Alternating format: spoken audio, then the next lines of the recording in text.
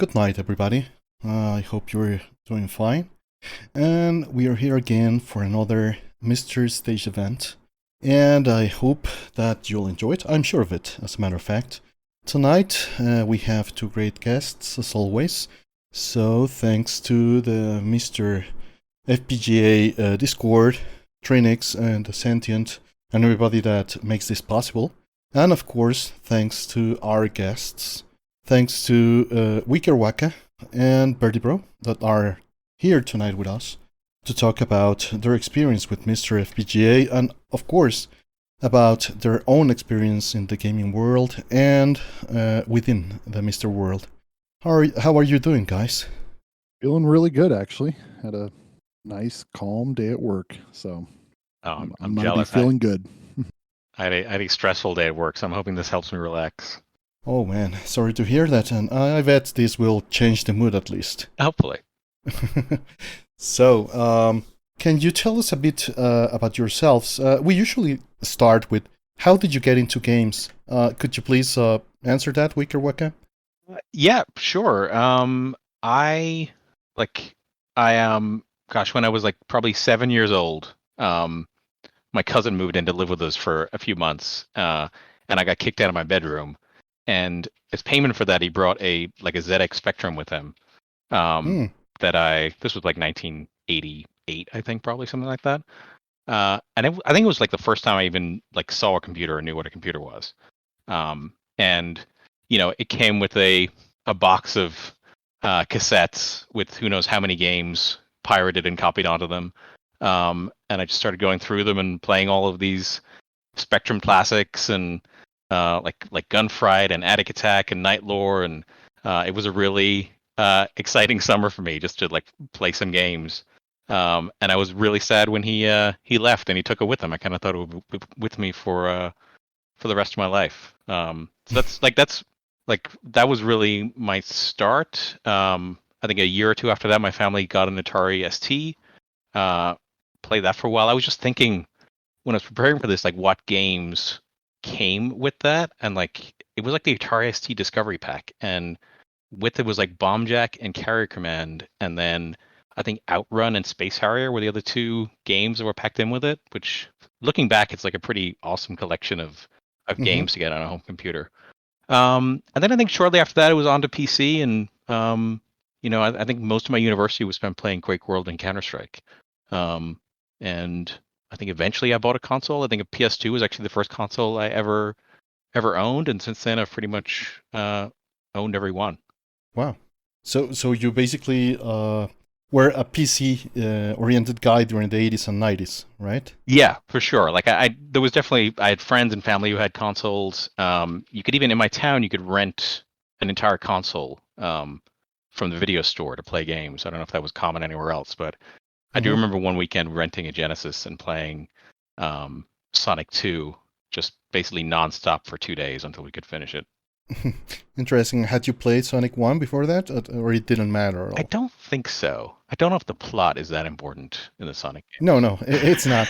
But it's not at all. But it's when you see something with the title and it usually implies that you had to play one. But back in the day, it didn't matter at all. Yeah, it was just what did they have was the biggest question. Yes. And so you didn't have any side on that console war from the 90s? No, I was busy fighting in the Atari versus Amiga wars and the Spectrum versus Commodore wars. So you had your own huge war on the I've done my time on the side. Great computers, those. I believe that. Well, we all know for sure that those computers were the ones that enabled the whole generation to be familiarized and tinker with stuff, right? Because you could simply go in there and code or change things directly. Yeah, and it's I'm grateful to have had that opportunity. My I think with the Spectrum came 4 issues of this programming magazine called Input. Which is what got me started on programming. Once I realized that you could actually make these computers do things that you wanted them to do, it was just the start of a lifetime of programming and a career in programming. Yeah, for sure. That marks us when when you get access to that and you contrast it with what we have today, it's funny now that the manuals came with the schematics to repair your own computer and with instructions to code for it, and nowadays there's not even a manual. Yeah. Yeah, it's a huge change in terms of usability, but also in terms of accessibility to that technology to educate a new generation. And well, we'll probably be calling you Martin from now on, so that people know to differentiate you both. And we also have here birdybro. And I'll ask you the same question, Kevin. What got you into gaming? Well, it's probably even before I even remember.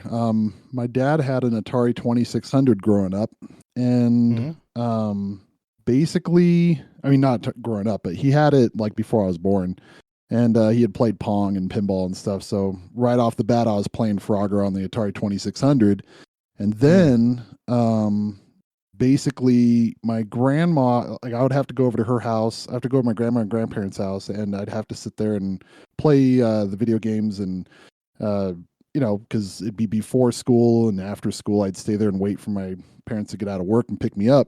And basically, I got hooked more so that time than on the Atari. That Nintendo just really roped me in. And my grandmother also bought a used Commodore 64 from a garage sale. And so that was like my first like computer gaming experiences, was like Ultima 1 and 2. They were probably copied discs or something, copied floppies, you know. Did you regard that as a huge difference, or it didn't make a difference at the time? It was all games. Yeah, they were just all games. Yeah, for sure. And I was probably like, I must have been kindergarten when we got the Nintendo. So yeah, I'm probably a little younger than Martin over here, but but yeah, basically at around that age, my grandma, she's the only college educated person in the family on both sides, and she got a master's in English, and we used to be an English teacher, and she wanted to encourage me to get into reading more when I was a kid. And so she asked the game store people if there were games that had a lot more reading. And so then they directed her to Dragon Warrior. And so I had the privilege of growing up with, you know, Dragon Warrior and Japanese RPGs, Final Fantasy, as well. Did you play the second and third, or? For Dragon Warrior, I played 1 through 4. Yeah, when I was a kid growing up. But the best part is my grandma got hooked. I've told this story a few times. Maybe some people are used to it, but in kindergarten, I would come in the morning, and I'd have about an hour to play before I had to go to kindergarten. And I complained to my gram. That's what I call her. Complained to my gram about the fact that I couldn't go to the next stage in the game. Couldn't go to the next stage in the game because, you know, my guys weren't strong enough, is what I think I told her. My guys aren't strong.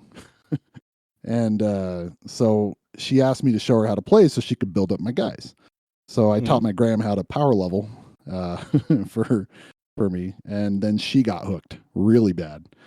So yeah, it's kind of crazy. She got way hooked, and so she picked up every single Japanese RPG for Nintendo, Super Nintendo, Game Boy Color, Game Boy Advance, Nintendo DS, Nintendo 3DS, you know, PlayStation 2. I mean, it just goes on and on. So yeah, it was, you know, she got way into it. She plays it more than I do. So that's awesome. And also, well, RPGs are good for bonding in several ways, and music is usually awesome on those systems, and well, on those games. Yeah, for me, the biggest connection that I have with those games is definitely the music. When I play through those games, I'll just get to an overworld and I'll just stop and just listen to it pass like 5 times around.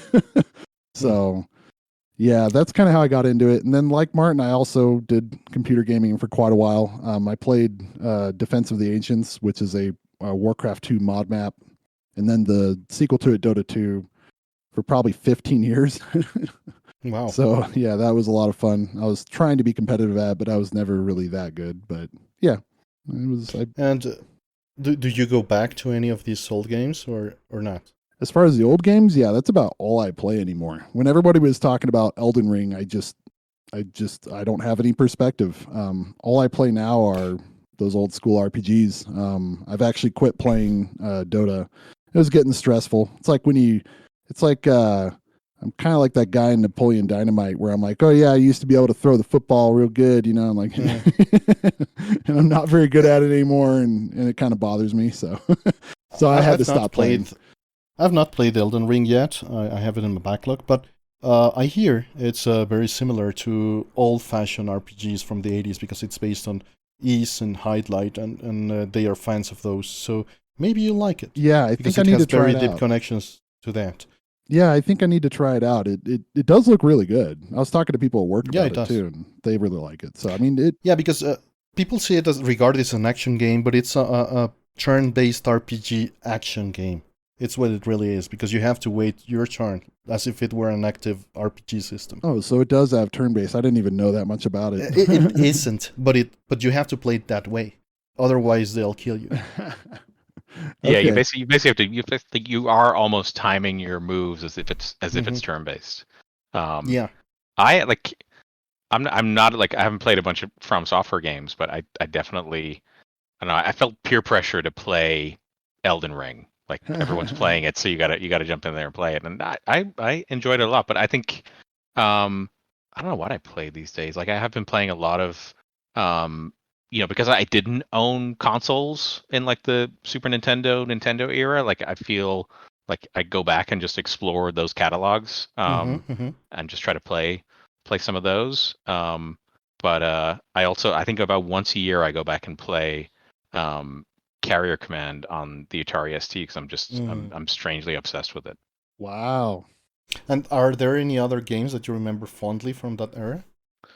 From back then, like none of like the Spectrum era games appeal to me anymore. Like I loved that system and I appreciate everything that computer did for me, but I really have no interest in sitting down and playing an old Color Clash ZX Spectrum game.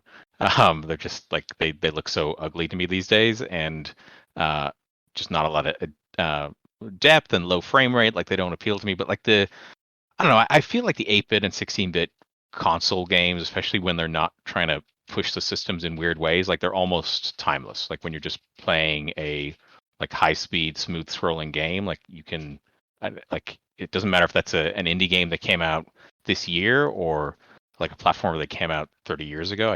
They just seem very playable. So I'm playing right now. I'm playing Earthworm Jim 2 on the Mega Drive, which is just such a wacky game. I gotta ask you because I did play an Atari ST game as I was growing up, and it was one that I played on the Atari 2600, so I love it. It's Star Riders. Did you ever play that? I don't think I ever played Star Riders.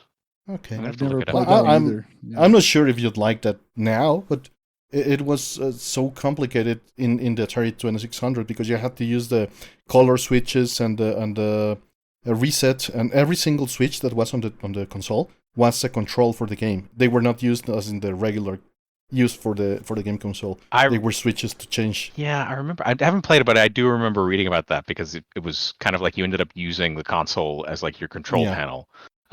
Just make sure you don't hit the power switch. Yeah, exactly. That kind of thing. And obviously, then you didn't go as Kevin here into Japanese RPGs as much. No, not like I have. I don't know if this will get me kicked off of the stage chat right now, but I've never played a Final Fantasy game. Okay, well, I'm taking some mod action right now. Let me right click on your profile there. Get them kicked out, all right? No, that's okay. If you do play one, it is FF7. I mean, that's cliche, but if you're going to just play one to try one, that's it. You got to go for it. I'll go for it. I mean, and what about, I don't know, like the other end of the spectrum, like Zelda? Oh, yeah, no, I've played Zelda. Don't worry about that. You can... No. Yeah, I'm just trying to dig into which kind of games you've liked or played, because this part of the talk is to empathize and so that the audience can feel what made you interested in the gaming world, right? Mm-hmm.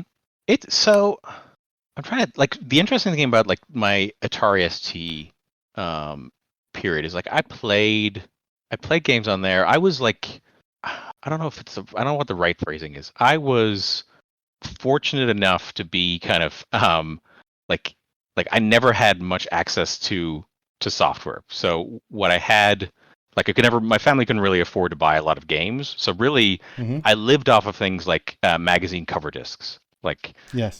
so there's a ton of games where I've just played the first level because it was a demo on a cover disc, or it was a free game on the cover disc. Like, there's a game, I don't know if anyone has even heard of it, called Entombed on the Atari ST. That was like a cover disc on ST format, and it was like a really insanely difficult platform game. And like a really, like, one of those really unfair ones where, like, there's just you need to die, like you need to go press the button and see that, oh, this, don't press this button kills you. And I think if you put that game in front of me right now, I could probably play through, like, easily the first 2 levels without even thinking about it, because I've just played them so many times, like, to an obsessive level. But when it came to, on PC side, it was definitely, like, the shooters like Doom, the like id, like platformers, Keen and Duke Nukem, those kind of things. Like, it was a lot of those games that I could just get my hands on the shareware versions of them and play them. Exum for sure, and Thief. And... Yeah. But on the...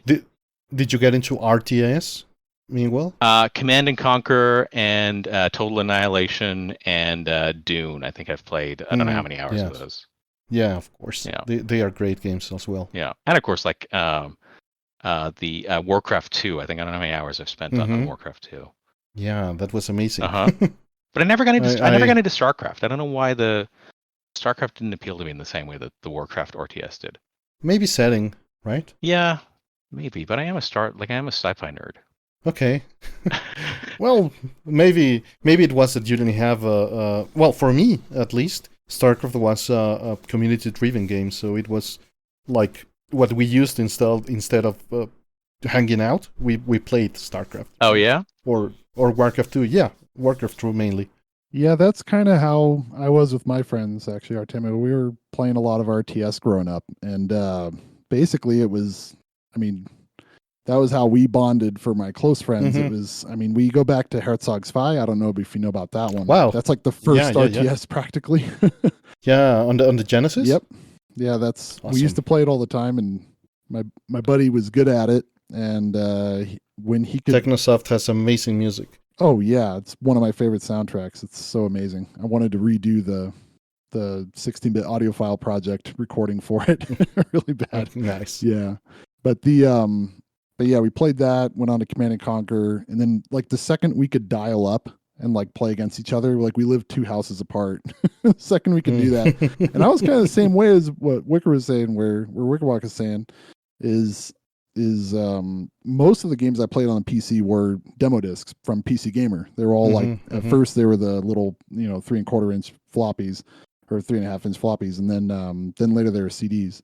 And so I had kind of the same experience. Like, I'd see the first level, like the first 10 minutes of a game, or like the intro movie, and think it's really cool, and then not be able to get it because we didn't have a whole lot of money in my household either growing up. We got a little bit better when I hit in my teens, like late teens. Yeah, it was easier. Like, I could convince my parents to buy me a magazine that had a disc on the front, but convince them to give me like 30, 40 pounds for a game was just kind of out of the question. Yeah. It's a whole different league, right? When with magazines, usually they are substitute goods. They are meant for when you can't afford the real good. It's like car magazines. They're accessible. You can't buy the cars, all the cars, I mean. But you can buy the magazine, and they work perfectly well for that. And obviously, it's something that a lot of us can relate to because that's the way that we consume this, right? You saw each page and saw each game that you couldn't play, and knew everything about it, or the demos, right? I remember that I played a Rebel Assault demo for PC a lot. Yeah, no, I can relate, and I don't know how many games I probably know more just from the reviews I've read, or you might follow a game from like rumor through preview article in a magazine to review in the magazine. You never played it, but you know a lot about it because you've read all those articles over the years on how the game got made and where it ended up. Yes, you know which soundboards it supports and resolutions. Yeah. how many colors it has.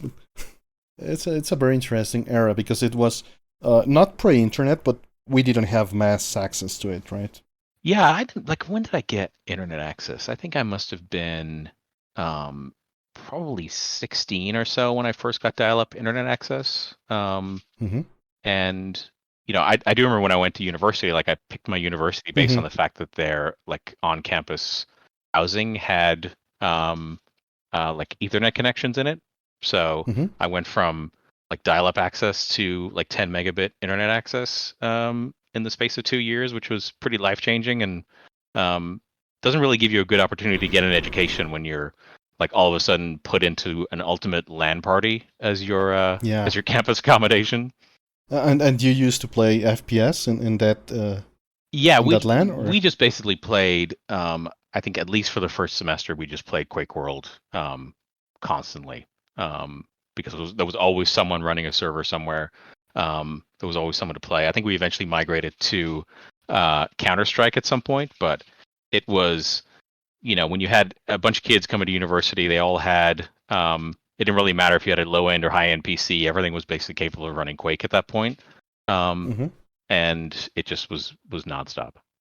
That was having a very interesting era, especially since it was such a huge change, and it also opened several doors, right? Like to the information Usenet and the websites about games and all this technology at the same time. Yeah, like about games and like programming and all this kind of stuff. Like it was just a wealth of information that I don't think you really have anymore online. Like you have a ton of information online, but as someone actually I'm 100% sure there's much more information online right now, but it at the time it was more focused on your like geek and nerd interests, like was the primary output of the internet at that point in time. I get what you mean, but it's not just that. It's not just that it was all connected. There were these web rings and websites that linked to each other and created a web of information that was all relatable and you could jump between it. And it was also like free access to all those information, no ads. And besides that, there were no social networks. So you went to the websites and you had bookmarks and tons of them, and you went and visited them. Yeah. And there were not even search engines, right? There was we had Alta Vista. Alta Vista. I like to joke about Ask Jeeves, but I don't think anyone really used Ask Jeeves. But yeah, like Yahoo it was came up kind of early too. Yeah, like I'm actually Which one? Sorry, I'm actually thinking back, like Yahoo kind of came up early around there. Oh, Yahoo, yeah. It was way before Google. I feel like a few years. Yeah, it was. But it was interesting because you had to submit your website to Alta Vista and to Yahoo, so they could add you into their yellow pages. Right? Oh my gosh, and, I forgot they were called that. Oh man. This is I'm probably dating myself here. No worries. I was on AOL 3.0, man. That was the first time I was on the internet. So, I mean, I'm a little later than you guys probably, but not by much. Yeah, I got access to the internet in 94, and I taught in courses about Gopher and FTP. There was no web yet.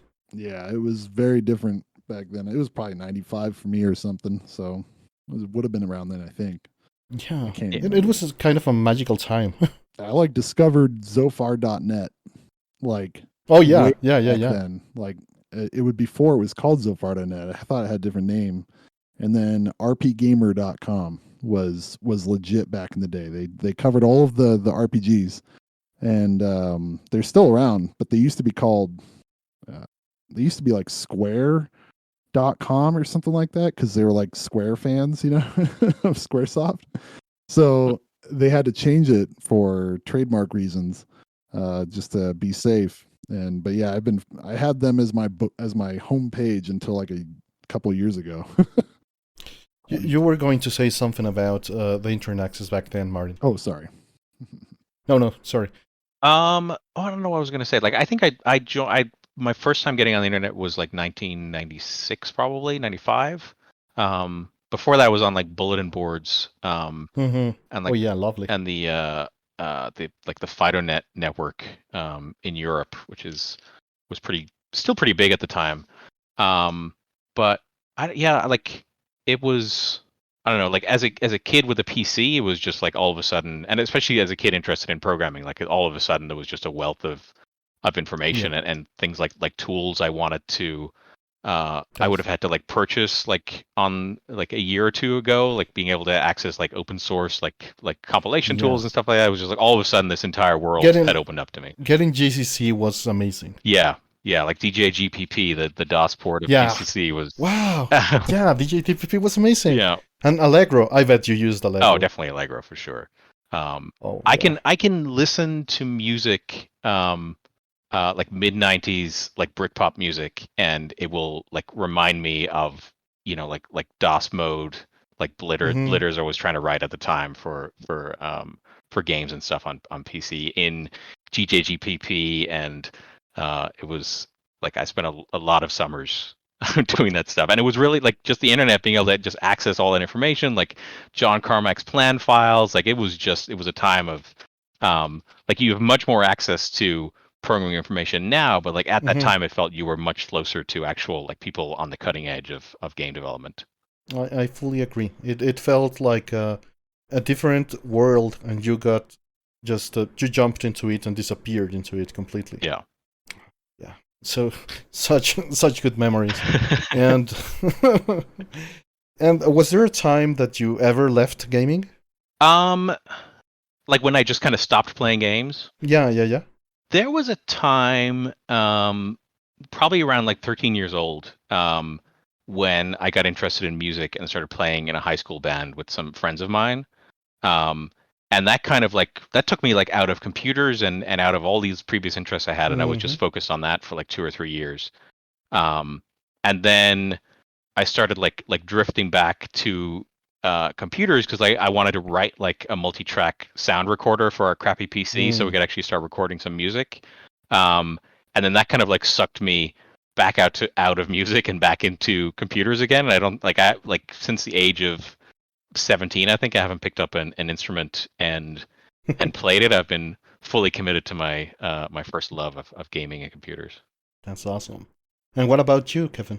I don't know if I ever took any substantial time off. I think when I first started, like my first attempt at like having some kind of a real job, Hmm. um, I was doing training to manage the restaurant, and it was like a 4 month long process. It's a really weird, serious kind of thing for some reason. And during that time, I took like a couple months off from games just to kind of hunker down and focus on it. But other than that, it's just been pretty much every day thinking about it since before I can remember. I don't know. Now, to start turning this into a bit into whatever all the themes and all the work that you've done, because we haven't even touched on that. But how did you find about MiSTer, Kevin? Talking to me, yeah. Yeah. Well, I am trying to remember the specifics. It's kind of difficult. I had known about the analog consoles for a long time, for a little bit, and I kind of generally knew that an FPGA was. I didn't know about Mist, and then somehow I found, I think it was Smoke Monster, found his Discord, got in there with the Patreon and everything, and just kind of got involved. Got into the MiSTerFPGA forums, and then like I had a D10 Nano before I got into the MiSTerFPGA forums, I think, because I had just bought it around right after the Sega CD Core came out. So yeah, I got into Mm-hmm. it. I think that was like 2019 or something, right? Like November 2019, probably. So I got it kind of a while ago, and things started to kind of snowball. But I had already been doing IT support in my next career and doing IT in general. I'm very much a generalist, and the second people had issues, I'm like, well, is that something I could help with? And I just started helping people. So that's kind of my first bit of contributing to the scene in my own little way, was just kind of going into chat and just, hey, that doesn't work, let's figure it out, or you need some information about that, let's go figure it out. And I still do that somewhat. I think I've slowed down on a little bit since my new things, but I try to help people out. There's it I kind of have a thing where I get into a new thing every few months, and then I just kind of forget what I was doing and try another new thing. And within the MiSTer sphere, it's been like, okay, I've been really able to focus on it, and stay with it. And it's a little different than previously where I'd have like little fads to get into. So, and then it has focused you, right? Yeah, it's absolutely focused me in an interesting way.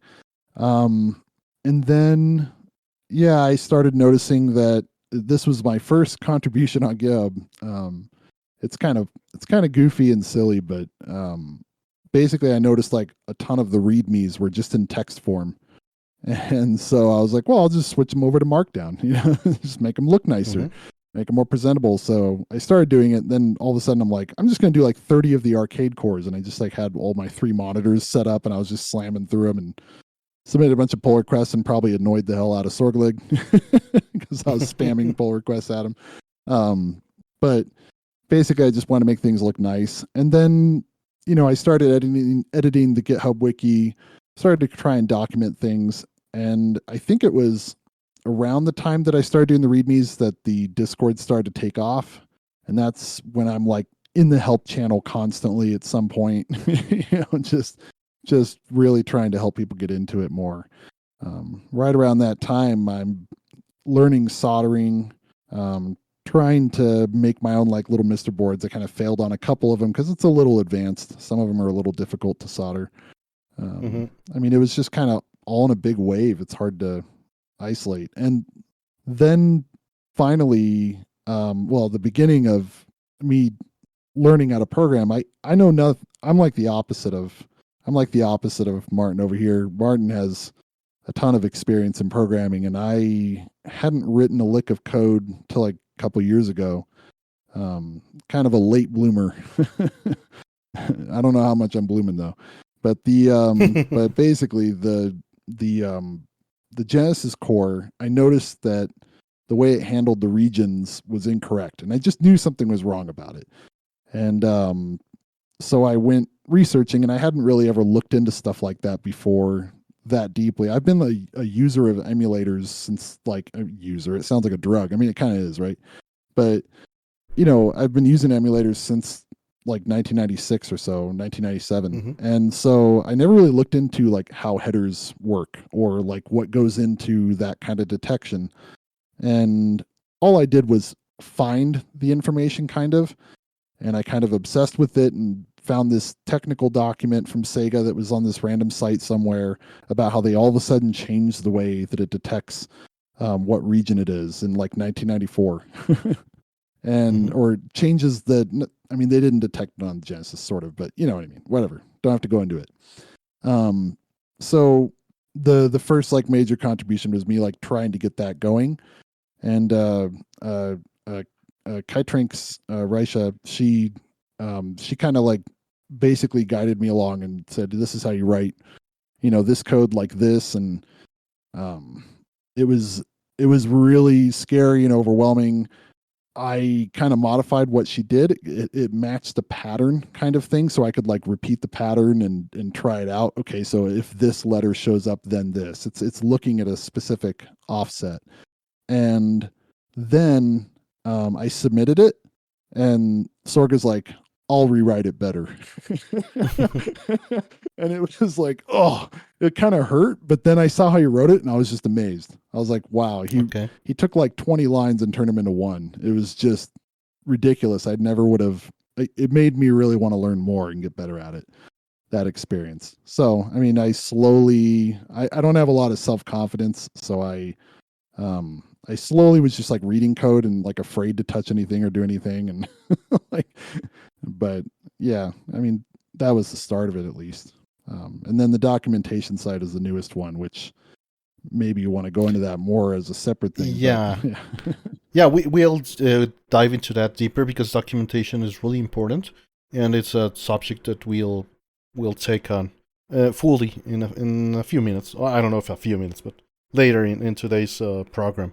And what about you, Martin? How did you get into MiSTer? How did you get to know it?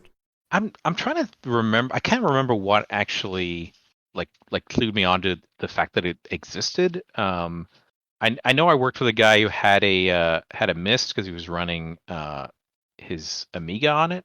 But then like in like I looked it up before this talk just to see like when did I actually buy this thing, and it was like mid 2019 I bought a DE10 and like an IO board. And I can remember trying it, like trying it out and being like, oh, this is cool. But it was like it was like just a tangle of like wires on my desk, like just a naked sandwich with a USB hub hanging off it and a keyboard on the ground because there was no more room on the desk for it. And I was like, well, this is nice, but I felt like it was going to go the way of every other time I've like done like an emulation setup where like you get the thing all set up, you gather all your ROMs together, and then you sit down, you like cycle through 50 games, and then never come back to it again, which has happened to me definitely on when doing like PC emulation setups. I think before MiSTer, like the only time I really had like a kind of daily driver like retro emulation setup was on the original Xbox One. Because I just had one in my office at work, and me and a friend of mine would play Street Hoops on the Neo Geo every day. And so like I kind of just like put it back in a box and didn't really think about it again for a few months. And then like lockdowns happened, and I was like, if I had a case for this thing, I might actually like use it more. Like if it was like an actual, like if it felt more like an appliance that I could just put down and plug in power, plug in HDMI, and go. So I decided to try to make an Atari ST inspired wedge case, which I'd done some 3D printing at the time, but everything I'd done had really just been like boxes and right angles, and the idea of making something that kind of looked like something else and had weird angles and had to incorporate a bunch of like other bits of hardware and mount them correctly was pretty daunting. But I do have a picture of all of the prints. I shared the photos that you have. Yeah, the one thing I like about, I don't know if this photo's on there. I'll put it in the stage chat. But one thing I like about 3D printing is just, I wish I was better with my hands. Like I wish I could, craft things, and I wish I had the patience to like measure things correctly. And one thing I love about 3D printing is that you can be like lazy to a certain extent and make a super complex design, print it out, realize that like you're half an inch off somewhere, and then just modify it and do it again. It's not like you've spent like 6 hours like carving a piece of wood or carefully bending a piece of steel. So I don't know how many rolls of filament I went through building the case, but it was certainly a lot. Like I just had a box of like half printed cases from like mistakes I'd made, or like, oh, I should have measured whether this part's high enough. But yeah, like it all came together in the end, and I have this like I still use it as my like daily driver MiSTer setup is like this this little wedge case with a keyboard and USB hub and stuff in it. And like probably a week after it was done, I brought it on a family vacation where we just went to a like a cottage for a week with my brother-in-law, and I don't know how many hours of games we played on that thing, but it was just like it kind of sold me on the fact that like not only is it is it great to have it in like a case that you're not scared of someone like tripping over a cable or spilling something on it, but just the kind of like ease of use and simplicity. Like no one was complaining that a game didn't work or it felt weird. It was just like people were just playing the consoles that they love to play. And having the keyboard integrated is a very interesting idea. Yeah, it's it was natural because you chose that form factor, but it's not common. It's what I mean. Yeah, like it felt to me like I think a keyboard is basically required, at least for like initial setup. Like you're gonna have a hard time, I think, in a lot of cases doing a full setup without at least being able to plug a keyboard in once or twice. I wish that wasn't the case. But even just for like controller mapping and stuff, you kind of either need to have access to the I/O board buttons or a keyboard. But I also had this fantasy of like becoming like an ST and doing like ST or Amiga development or something on it. So I wanted to have a proper case. And I think it was after that I joined the Discord, and I was just continually surprised that I kept using the system. Like I was expecting it to gather dust somewhere eventually. But I just kept playing games and kept like being involved in the community in the Discord. The Discord is amazing. I wish I spent more time like I did a couple of years ago, but it's such a great community. It really is. I don't know. Like it's probably the Discord I'm in the most these days. I don't know why. Maybe I shouldn't be in it as much, but it's I don't know. It just seems like a very fun and welcoming community that sometimes also talks about video games and MiSTer. I agree. I'm mainly a lurker, but I like it very much. Yeah. And so you up to this day, do you still use it to play? Oh yeah. It's right here next to me right now. I have one of Pork Chop's aluminum cases for my development MiSTer, and then the one I play most of my games on is still in my wedge case. That's really nice. And what do you play usually? What have I played recently? I have been playing Chrono Trigger on the recently, and then I'm also Japanese RPG. You can be spared. Yes, awesome. I know. Yeah, you're allowed to continue talking in this conversation right now. You are accepted by the masses. It's okay. Yeah. But I've also just been cycling through the PlayStation catalog too, and just seeing what on there, like, do I remember, or is something I would still want to play. Did you? It didn't sound like you engaged much with it because you were into PC gaming mainly. Did you get into PlayStation back in the day? Yeah, we had a PlayStation. A roommate of mine had a PlayStation that we played, and I can remember those great kind of like group gaming experiences where someone just gets through a level and someone else then plays the next level, and it's just kind of like going on for days where you play through. Like I remember we finished Crash Bandicoot was like a big one in the house. Parappa the Rapper, and Metal Gear Solid, of course. But like PlayStation, I think is very it has a bigger. I think it has a bigger impact on maybe people do give it enough credit, but I think PlayStation made it acceptable for like a 20-year-old to have a video game console in the middle of their house. Like it was, I don't know how it was in the US, but I remember in in the UK and in Ireland, like Wipeout had, the same music that people were listening to on CD. Like that was the kind of like cool house music that was in Wipeout. Like it was something people wanted to play, and it got to the point where it wasn't just a kids thing anymore. It was like, hey, this is a young adult thing that you can have a console and you can play it, and it's a cool thing to do. Well, I agree. How was it in Mexico, Artemio? Because I can speak on the U.S., but was it like that growing up? Because I'm just curious because I've never heard from you on that. Well, it obviously we have the U.S. market as the huge influence, so everything we got was mainly from the U.S. There was, of course, a lot of piracy, and because they brought like a bunch of bootlegs from China. And it was really, really hard to get original games. Oh, interesting. Yeah, I wasn't aware of how the market was down there, but yeah, there was no official distribution. So you went to a local flea market, and they sold. Sometimes they sold original games, like used or sometimes new if you were lucky, or a bazaar. But usually they just sold piracy, and obviously Super Nintendo and all that stuff was still big at the time of PlayStation because the economy had been hit really hard in '94 here in Mexico. So we kind of lagged because prices went up like 3 times. Oh wow! Well, that's kind of something I was wondering about now that Martin brought it up. And then in the U.S., it's kind of like you said, Martin.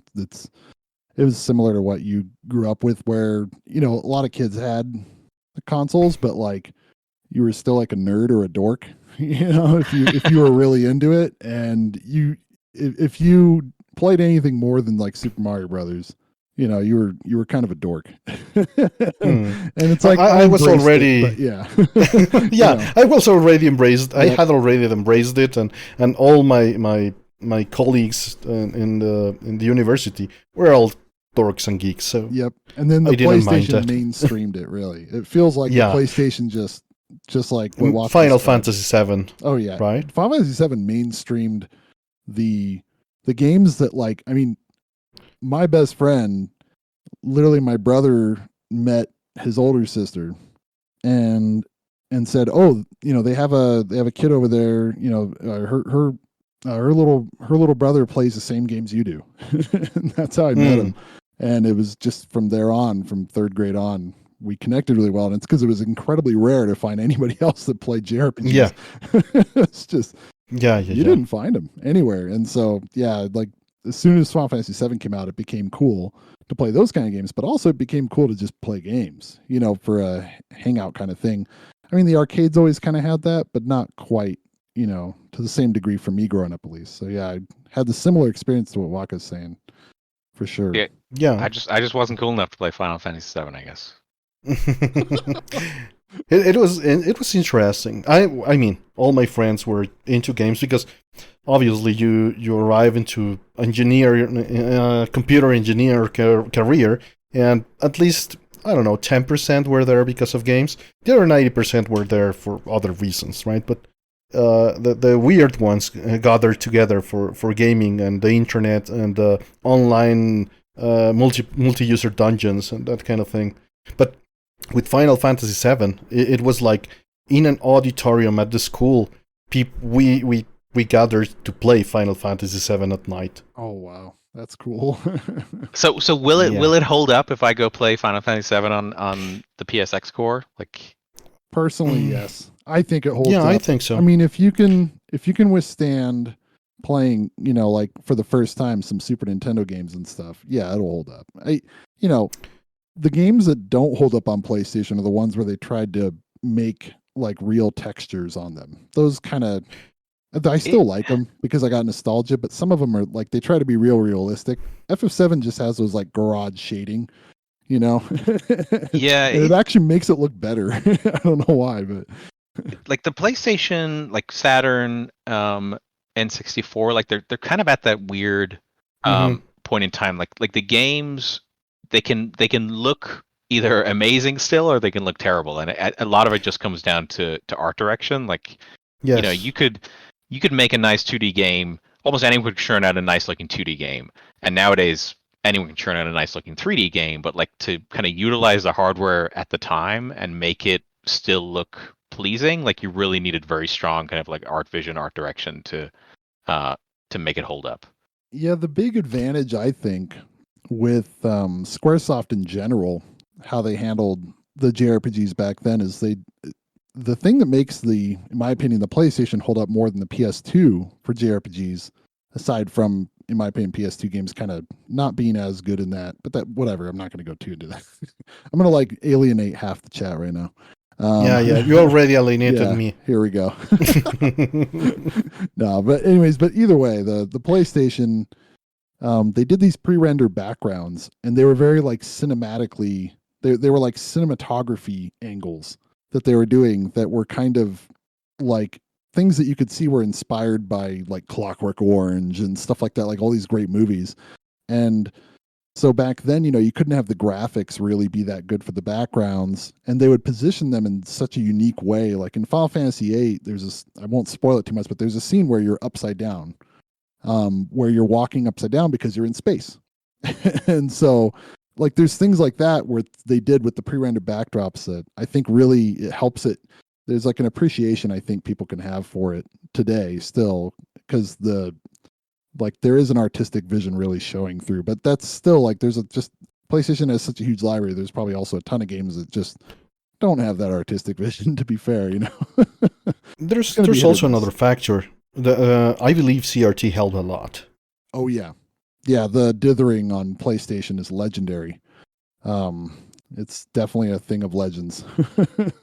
And speaking of which, do you use your MiSTers in HDMI or CRTs, Kevin?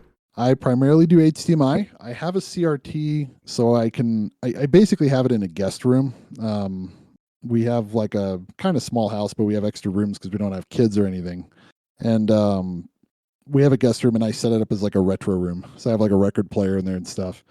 And so I have a CRT in there, and I've rarely gone in and played on it. And I do enjoy it, but my CRT, I need to fix it. But primarily I play on now an LG G1 downstairs, which is just I've never had a nice TV in my life until now.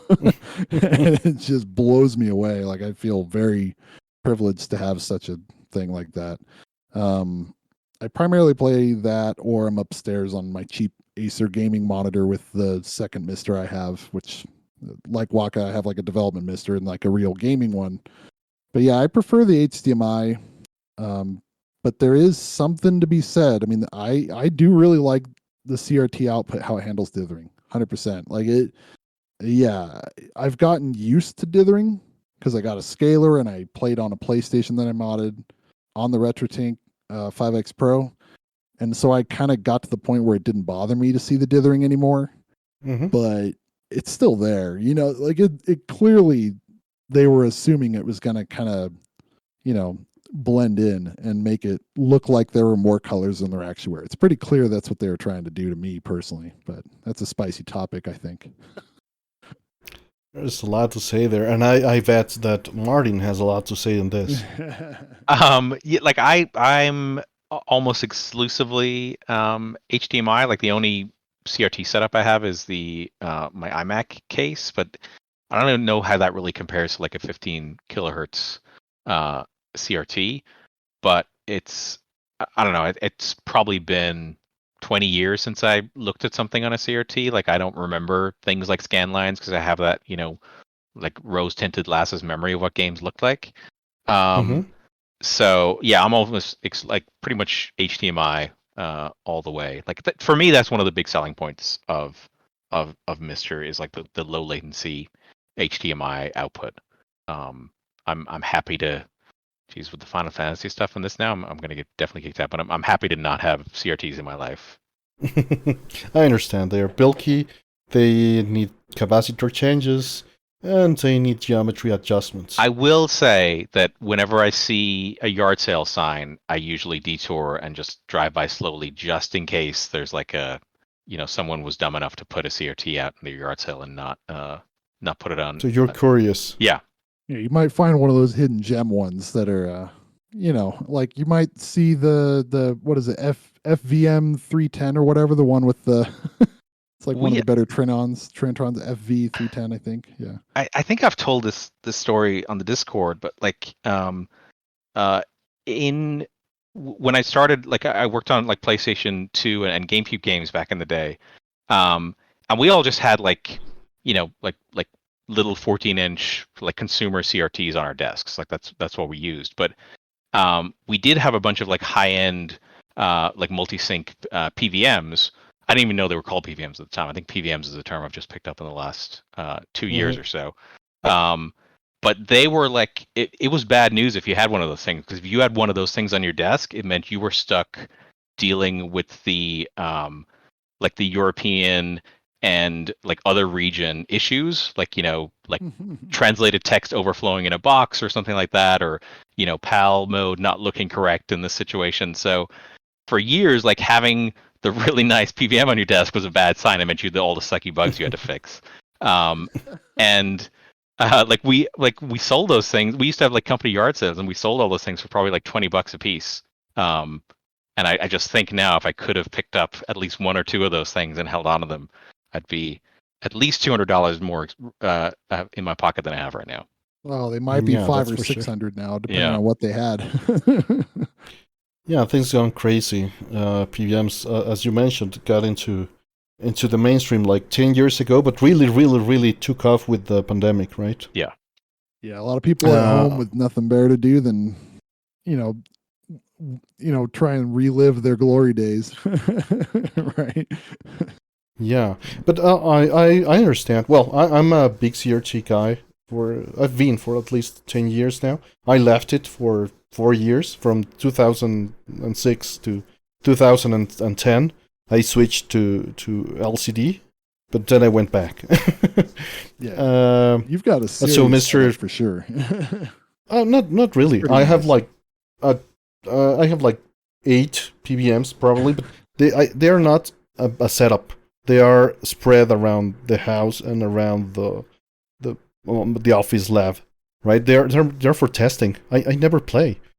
Yeah, no, I know the feeling. Since I've started to do more stuff in MiSTer, it's like I think I played 30 minutes of a game yesterday, like the game of the month, Crystalis. I'm like playing. I played like a couple hours. I don't think they're really nice. I have a bunch of a couple of 5 inches and 8 inch PVMs that are mainly for arcade PCB repairs or testing the suite and that kind of thing. Not really for playing. I was gonna trash Uncle's comment there. No games, only 240p test suite. Yeah, there you go. That kind of is, yeah. Yeah, that's true. It was I went into upscalers like in 2007 because I switched to the LCD and saw my Genesis connected to the LCD and it looked terrible. So I imported an XRGB2 and started using that, and that's what drove me to the suite and all this crazy thing that got me when I started coding the PAL versions. That's when I got my first PPM because I couldn't display PAL, right? And my next question was regarding that. So you were dealing with different video formats, and there's been discussion regarding intentionality about aspect ratios, pixel aspect ratios. I don't know if you want to go too deep into that, Martin. You have something to say about that?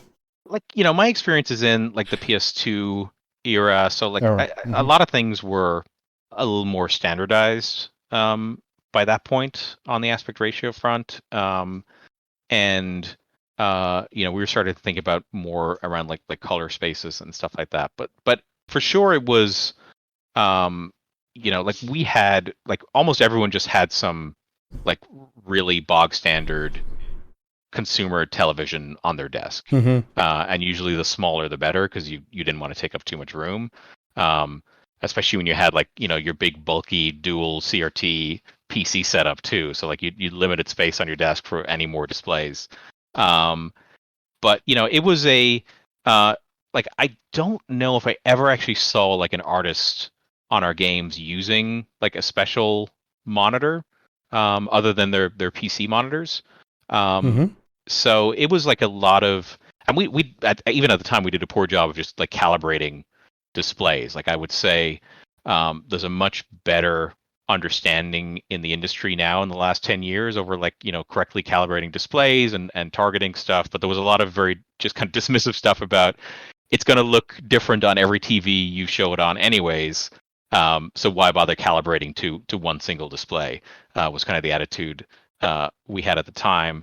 And even today with like high-end TVs, like most developers are still working on kind of like bog standard LCD screens, like often the a cheap consumer one, and you might have like your artists who are very focused on lighting and stuff like that might have their very high-end mastering displays that they use for things. But even now they even go to greater lengths, like they're not just concerned about what their display looks like, but they need to ensure that their like work environment is full of like neutral gray colors, so they're not like looking at a bright white wall or something that's then screwing up their vision when they're trying to tune in lighting and color settings on their monitor.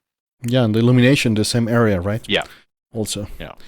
Yeah, it's really rough. I can imagine people that did get into calibration back then, and then when it was released, nobody used it in the the proper way, right? Yeah. It would have been frustrating.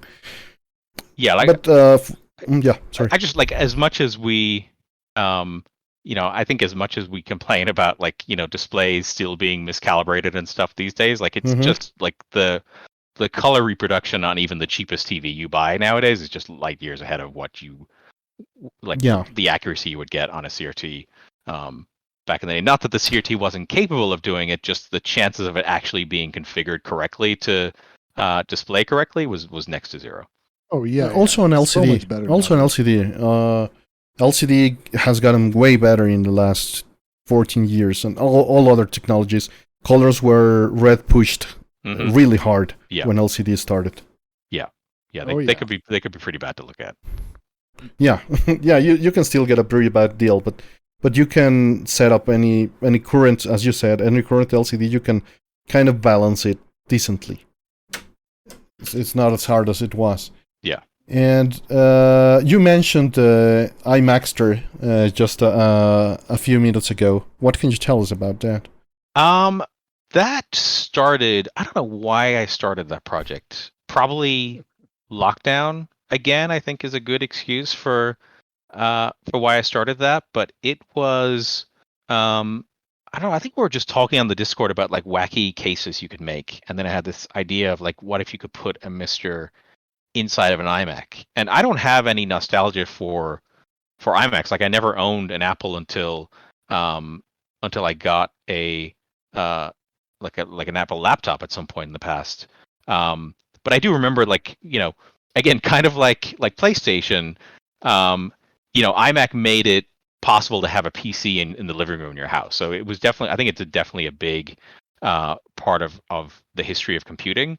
But I never owned one, and then I was like, maybe you could fit a MiSTer in the bottom there. And I saw some projects where people were putting Raspberry Pis in there. So I found one on Goodwill, I think, for a pretty good price and in pretty good condition. And I bought it and was like, maybe I'll see what this is like. And then I opened it up and just realized like what a mess I'd set myself up for, because it was just much more, in my, like, again, I'm bad at planning ahead for things. So like in my mind, it was like I'd open this thing up, I'd like disconnect the stuff that was in there, and I'd plug a MiSTer in, and it would just kind of work. And then I was I realized like, well, I have to build a sound amplifier because when you take out the main board does everything inside the iMac. So you're like, and I was lucky that there was some other projects that had at least had some circuits for like doing basic like power management and stuff like that inside there, and someone had decoded the signals needed to initialize the monitor and the VGA signals and stuff like that. So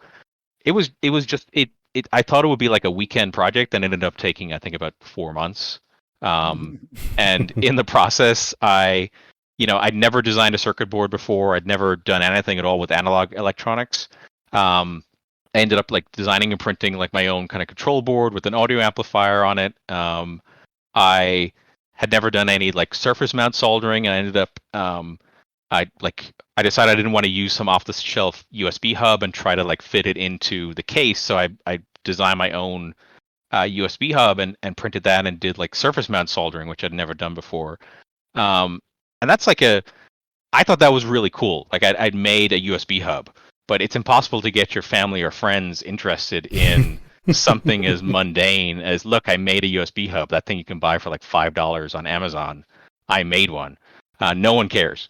But I cared a lot, and it was also one of those. I don't know if anyone else experiences this, but like, it took a lot of kind of like I kind of like hyped myself up to make this thing, because I had the circuit boards, I had all the parts. I'd never done surface mount soldering before, and I was like, if this doesn't work, I'll probably just put it in a box and never come back to it. Like I'll just feel like I failed.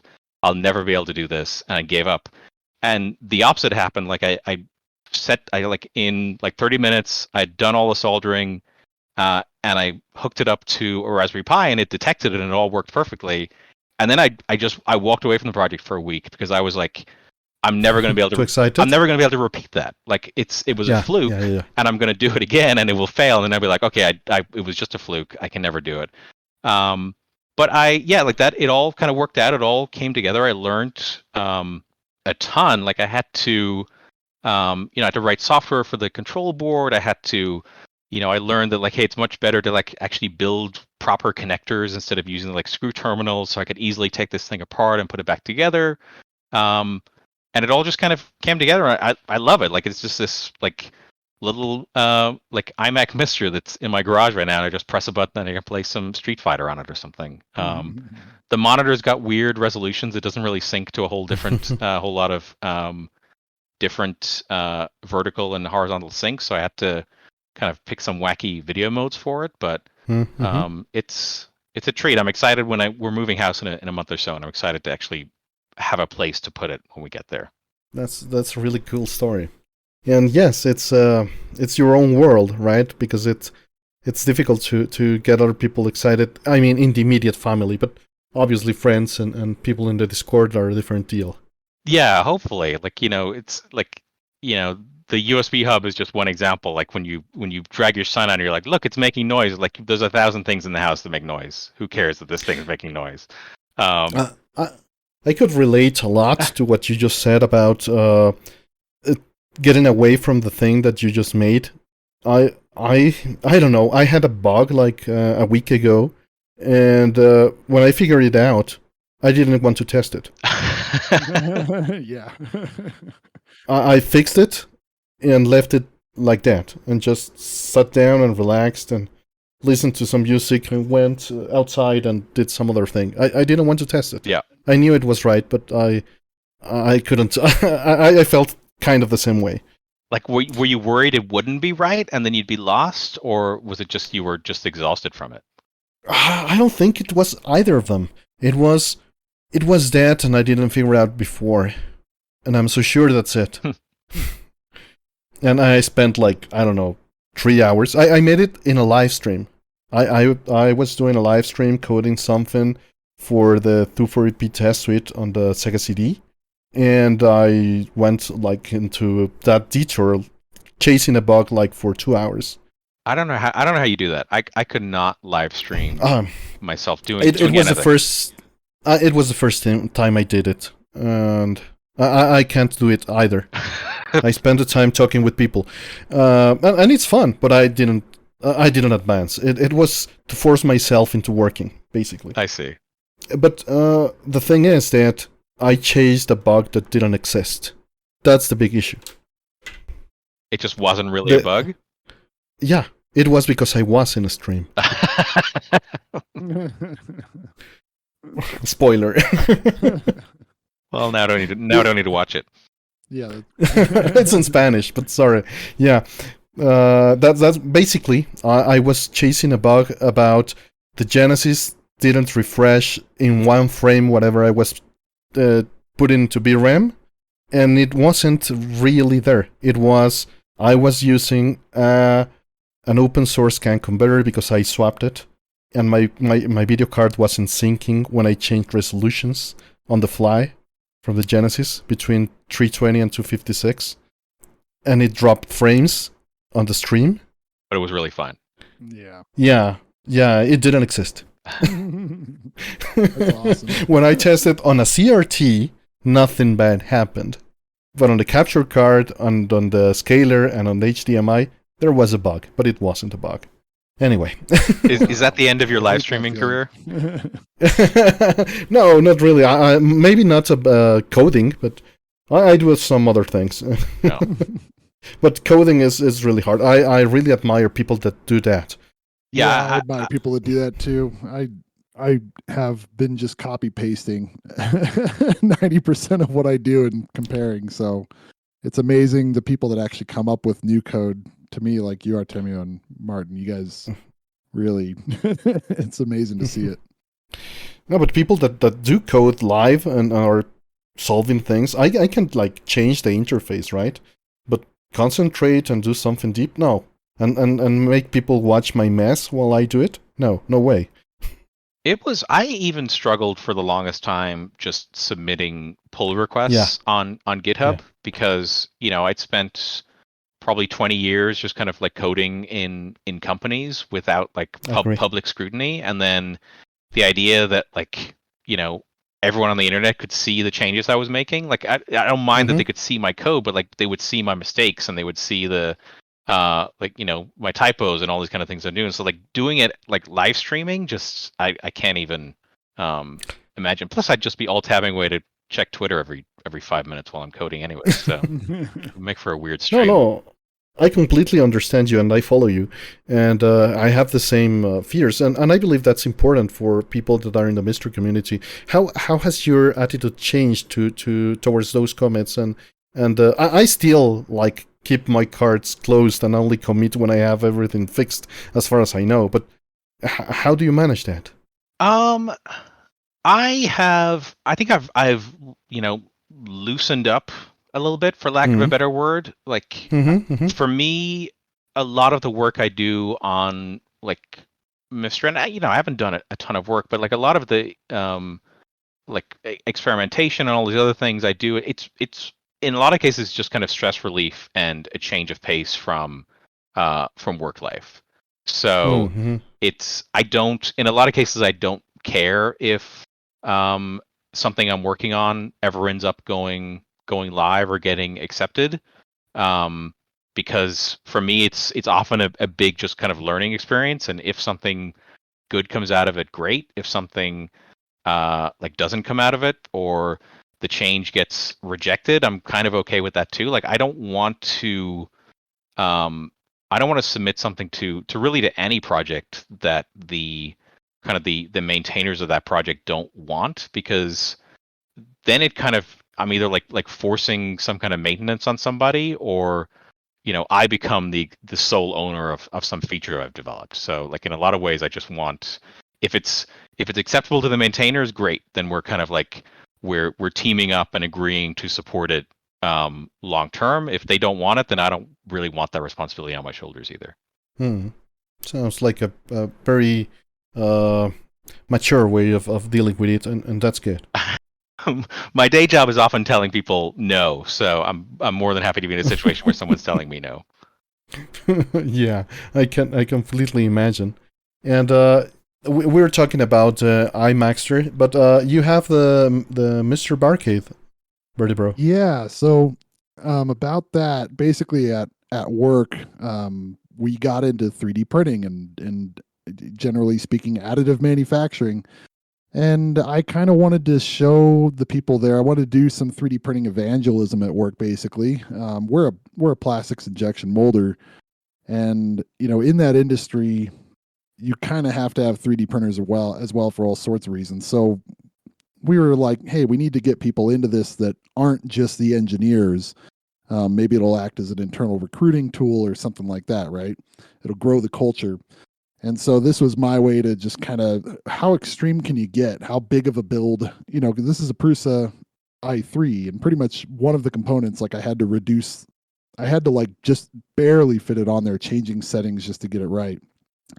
And so I kind of wanted to, I call it 3D printing evangelism. I wanted to show people what they could get done. And yeah, it ended up costing about twice as much as I thought it would by the end of it, because I threw a MiSTer in there. I was originally going to do a Raspberry Pi, even though I already had a MiSTer. I was like, I'll do a Raspberry Pi. And I was like, no, I can't do that. Then I'm like, I'll get these cheap, buttons and stuff. No, I'll get all Sanwa. Okay, I'll change to all those. I'll get the cheap AliExpress display thing. No, I'll get the Adafruit one, because I feel like the AliExpress one's going to suck. Even if they're the same, I got paranoid. So all of a sudden it's like a $450 build, and probably about that now, not even counting the material, which wasn't too crazy. But then I decided to do it transparent so that people could see the lights flickering on the inside, when you press the buttons. I got Mick Guyver's Damon Byte encoder, which is great, the arcade encoder, the Mini, the KTLR Mini. And it was one of the last ones he sold. I haven't heard much from him in a while. I hope he's doing okay. But I asked him directly, and he's like, "Oh yeah, I'll put some up for you." And so I bought the last one. One of the last few he sold. And everything came together so nicely in that, and so many people were just, "Wow, you can do that with a 3D printer!" And I work with a lot of manufacturing's funny. It's like you'll have people from the age 55 and afterwards in plastics, and then there's this gap all the way down to like 38. And so there's just a good amount of people that just had no idea what you could do with it. Even the simple fun hobbyist stuff like that. They had only ever seen it as a tool to like, oh, we need to hand load this thing in there, and it's too expensive to make it out of an aluminum block, so we'll do it cheaper with a 3D printer. We need a little hand loading device. They never really thought that you could make like an almost consumer product out of it, like an equivalent to a consumer product out of it. So yeah, it was a really fun project. Very difficult. I always put things as work in progress, because then I never have to like make them perfect and pristine for other people. So I still consider that a work in progress. I haven't touched it. I have to take that route now. Yeah. I don't want people to be like, oh, I need support for this. Oh God, no, I just threw up the files that I referenced. I didn't design the case. All the credit goes to this other dude on Thingiverse. Don't remember his name, but I basically combined some of the best components of the ones and the remixes, and somehow shoved the D10 Nano in there. It was incredibly tight. I picked up some different components. The harder thing to do is getting the stereo amplifier. I got a different one because they don't sell it anymore. Got an HDMI audio splitter put in there somehow. Like, it's such a shoved in mess in there. It's so tight. It is not made for that many things. It's made for like analog audio direct to a little amp, little speakers. It's really tight. So I kind of empathize with the iMaxter build because it's like I was getting to the point where I was telling my wife, like, I'm gonna have to give up on putting the D10 Nano in here. I don't think it's gonna fit. And I had to like find a weird angle to put it in and move around a few other things. It was close. It always surprised me that like it looks roomy, and then you have like the DE10, and you got like the DC barrel jack sticking into it, and like a HDMI connector or something sticking out the other side, and USB, and all of a sudden it's like all your space is taken up, and you're like trying to cram wires and cables in there to just get everything to fit. Right. And so in there, the stereo amplifier is powered by one of the D10 Nano headers. So then I had to kind of like learn how to read the schematic and where the things are. This is all like everything I do the last 3 years has been like, I've never done this before. I'm just going to like throw myself into it and probably blow up my electronics device or something. I don't know. And just like read the manual carefully, take my time. So and both of you had the extra pressure of it being aesthetic. Yeah, I really wanted it. I mean, it could look better in retrospect. I have a little more experience with additive manufacturing now, but I was about 3 months into 3D printing when I made that. It was a little ambitious. It was about 60 or 70 hours of print time on the i3. Most of the components were 0.3 millimeter layer height. It's pretty much a stock i3. It was all Hatchbox PLA, I think, is what we were using. And then the control panel was 0.2 just to get the rounded edges a little nicer. But overall, yeah, it was a long process. Because, I mean, that base plate, first of all, was just so huge. And then there's all these other components that you have to print out one at a time over and over and over again. Then I had to buy a metric tap drill bit so I could get the metric screws to actually like thread into the side, which is really... You have to be so careful doing that. Kind of asked my boss for advice because he's been doing 3D printing for like 12 years, like right when consumers could do it. And I was like, well, I do. He's like, just go slow, go real slow, because you can melt it real quick if that drill goes a little too fast. Got all that, and so yeah, I've got 3 MiSTers now, and one of them kind of sits in a barcade doing nothing, but it's still fun. I occasionally fire it up. And yeah, it was nice to kind of show that off. And it actually, upper management, we threw it into a little PowerPoint for them to kind of show off like what the team is doing. And they actually all kind of liked it. Threw a video of me playing Neo Geo on there, Samurai Showdown 2. So had a little video of me playing on it, and giving a thumbs up. And it was kind of cool. So...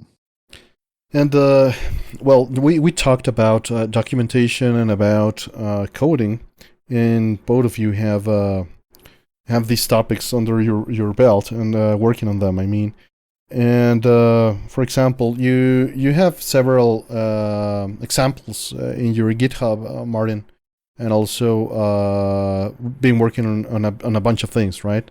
Yeah, I've done like it's been I think like. I don't know why MiSTer brings out my desire to learn stuff. But it seems like I'm not the only one either that gets sucked into completely. That. Like I hadn't done any like FPGA programming at all. I hadn't really thought about it.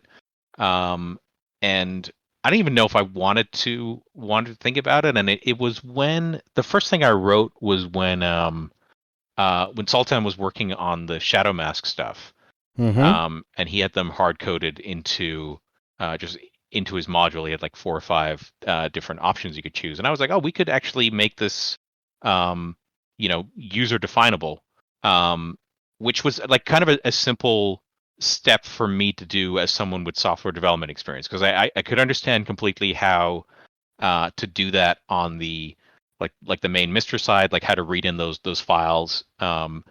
And he'd already done all the actual hard work of doing the like Shadow Mask stuff inside. I just needed to change where the data was coming from. So it was, for me, that was a pretty gentle introduction to how to do FPGA development.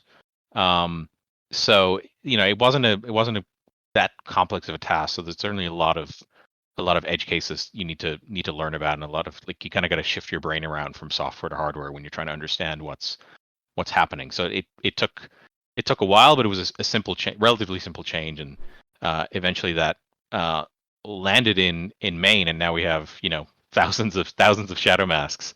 Yeah.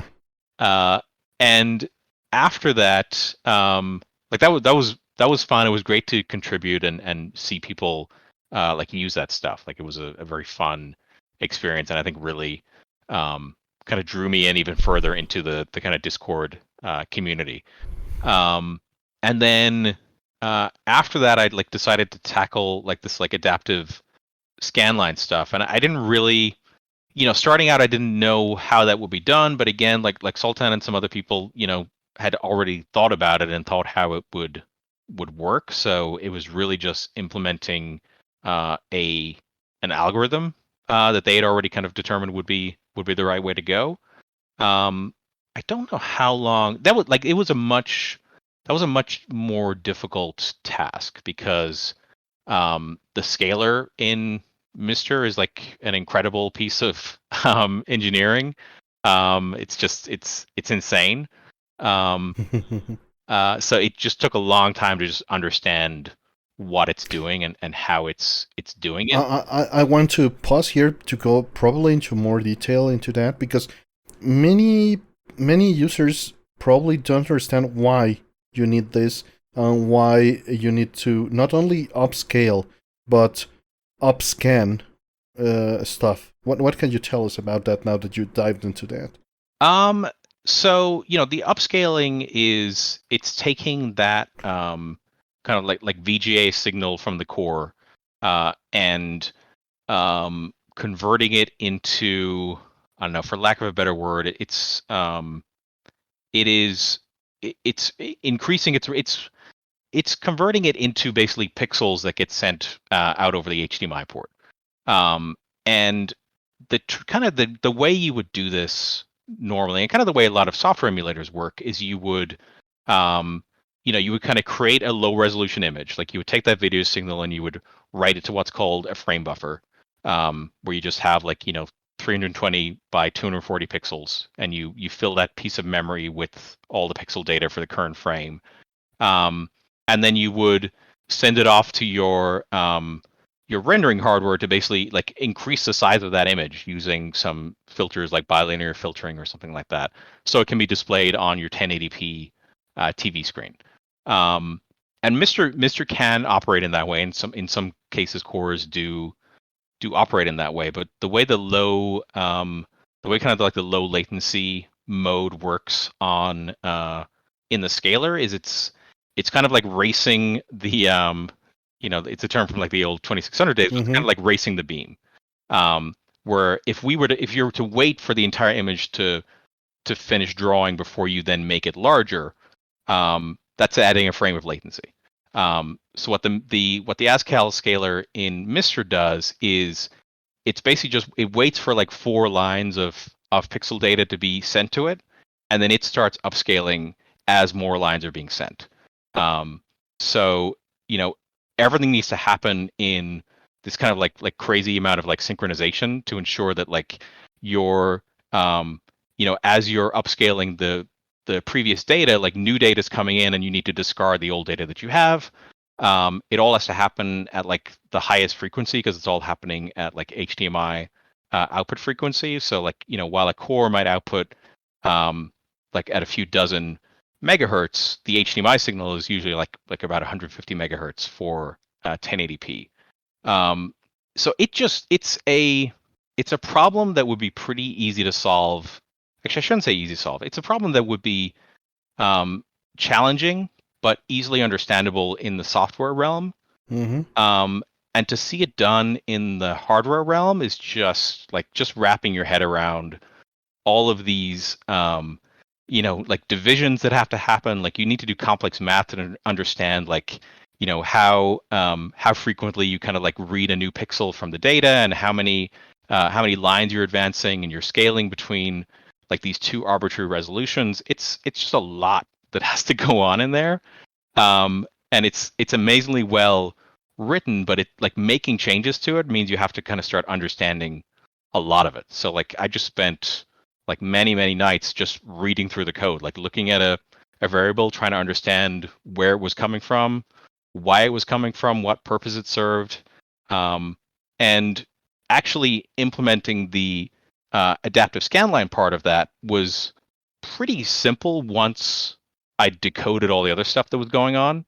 And the work from that point was then just trying to make it as optimal as possible. Mm-hmm. Yeah, because this is the way that, for example, the open source can convert it that revolutionize subscalers for all consoles. It kind of works that way, like a line buffer. It's called in that scenario. Yeah. Right. Yeah. And like yeah, you have you basically like in the case of MiSTer, you have 4 lines of history basically that it's keeping in its line buffers, and that's what gives it its low latency, but still allows it to do all of the upscaling it needs to do. And stability, that's really important as well, because it makes it in every single mode you have one mode for display compatibility, and that helps a lot. Yes. Because many games run like at 55 hertz or offshoot resolutions that can't be direct multiples of the output resolution. Yeah. So that's why you have 4 lines, right? For those, so if they're running at like a different frame rate, in those cases, like you're using a frame buffer to kind of like double or triple buffer the output. But I don't know if the line buffer may give you stability and just like in if there's any variation like mid frame in how the timing is working for pixel output. But Atari and yeah, Atari for sure. Resolution changes, that kind of thing, right? Yeah. Yeah, you're laughing because you've played Atari 2600 and seen what it does. I've played Atari 2600. I actually think I might have a claim to fame that I'm unfortunately unrecognized for, which is I think I might have created the most popular Atari 2600 emulator ever. Wow. Because I wrote an Atari 2600 emulator for one of our Call of Duty games, and it's like hidden as an Easter egg in there. And I think it sold something north of like 90 million copies. So I think it might be the most popular Atari 2600 emulator. Your emulator went platinum. Good job, man. Yeah. That's really good. It's definitely not the best one. Like you can really only play a handful of games, but it's definitely has been on a lot of machines. That's so awesome. That's amazing. And which games did you usually play on it, or what was it shipped with? It was Pitfall was the main game that was played on it, which was the Activision Atari games are actually kind of nice because they had their own kind of framework that they used for most of their games. So they're very kind of because they were like unlicensed developers essentially. They tried to stick very closely to like their own set of standards to ensure that their games worked on all 2600 hardware.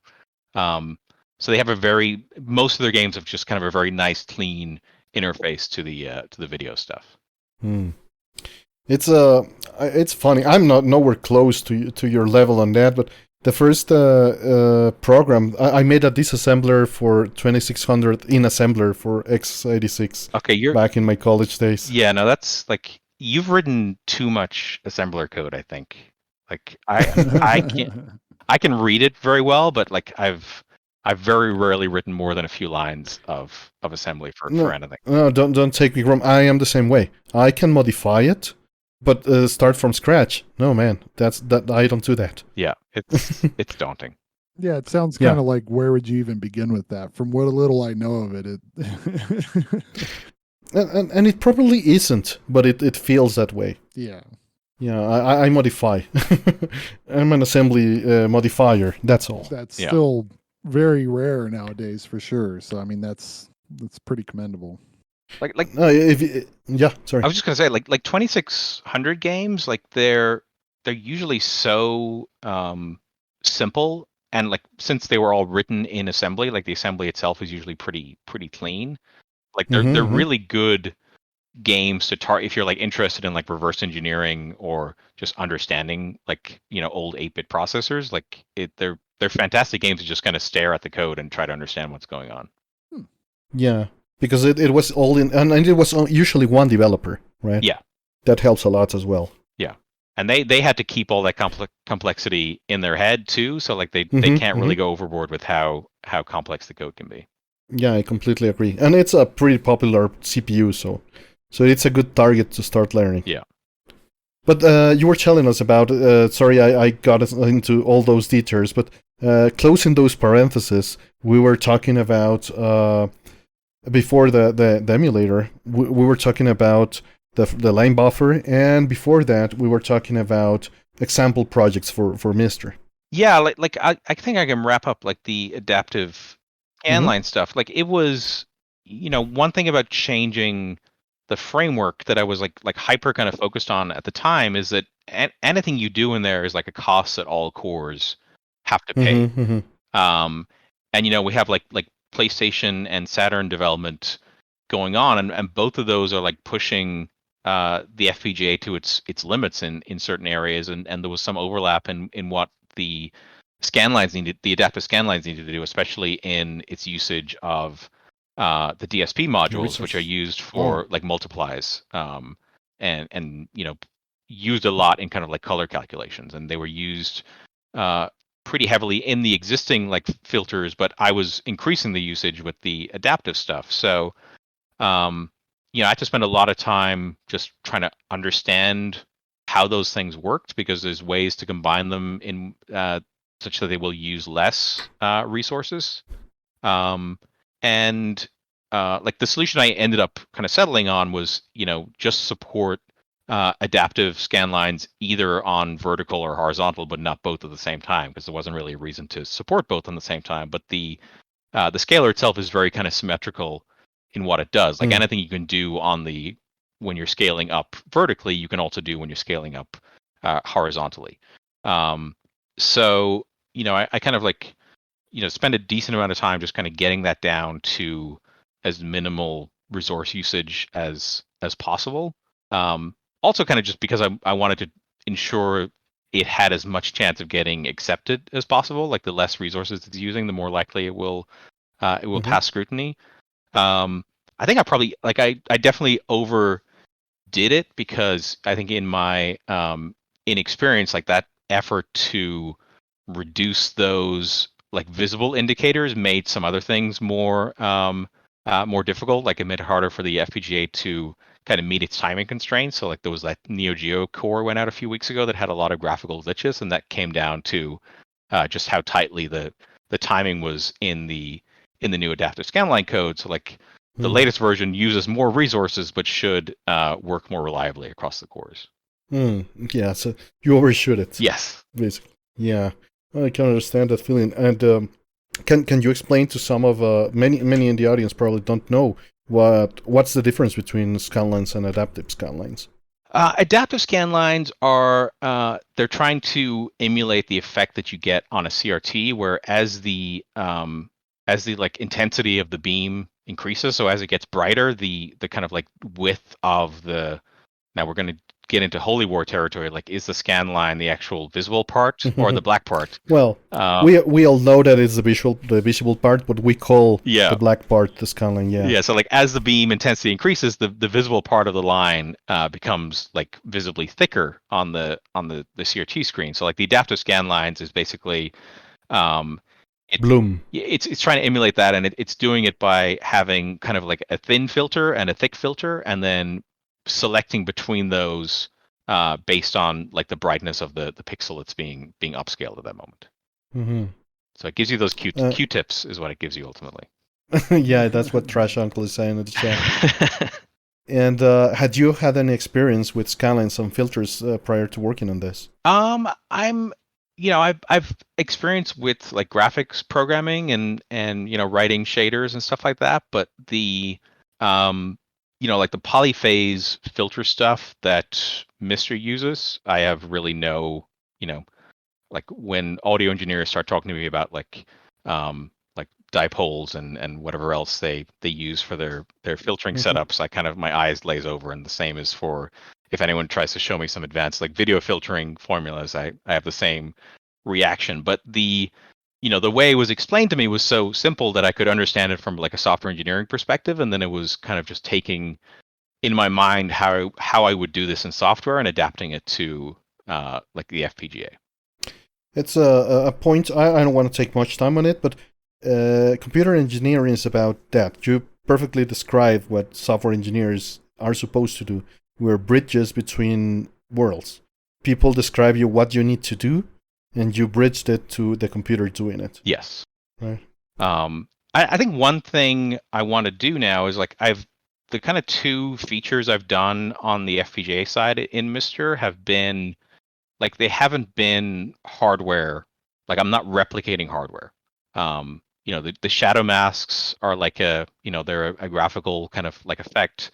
The adaptive scan lines, like there's no adaptive scan line hardware in a SNES. Like I'm not replicating some chip from there.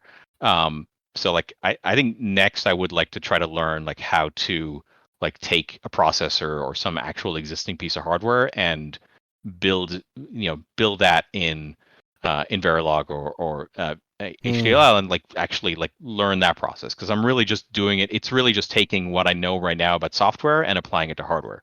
And I want to kind of have the constraints of trying to replicate an existing system, which I haven't done yet. Sentient says, Neck B30 calls you.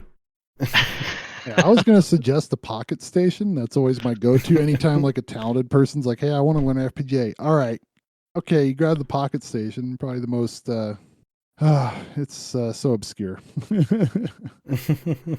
It's both good and bad that all of the really popular systems are already done. I'm not complaining that I have games to play. Yeah, it's a hard balance, because sometimes the most interesting is not necessarily the most popular. Yeah, that's definitely true. Yeah, it's a difficult issue to tackle. But we were also talking about basic documentation for people to get started with changes. What can you tell us about that? Well, basically, we currently have a GitHub wiki, and it's pretty good because a lot of people can just edit it. And so there's a whole lot of good development documentation there already, and there's also the documentation for the project. But one of the biggest problems with it was that it wasn't crawlable by Google search bots. So we would get a common problem in the help channel. Okay, that's in the GitHub wiki. Well, I didn't find it by Google. And it's like the amount of times that was obviously happening was clearly creating like multiple problems per day for people, because they're trying to find the answers, but they can't. So it was kind of a discussion with Jorge, J. Ogre, and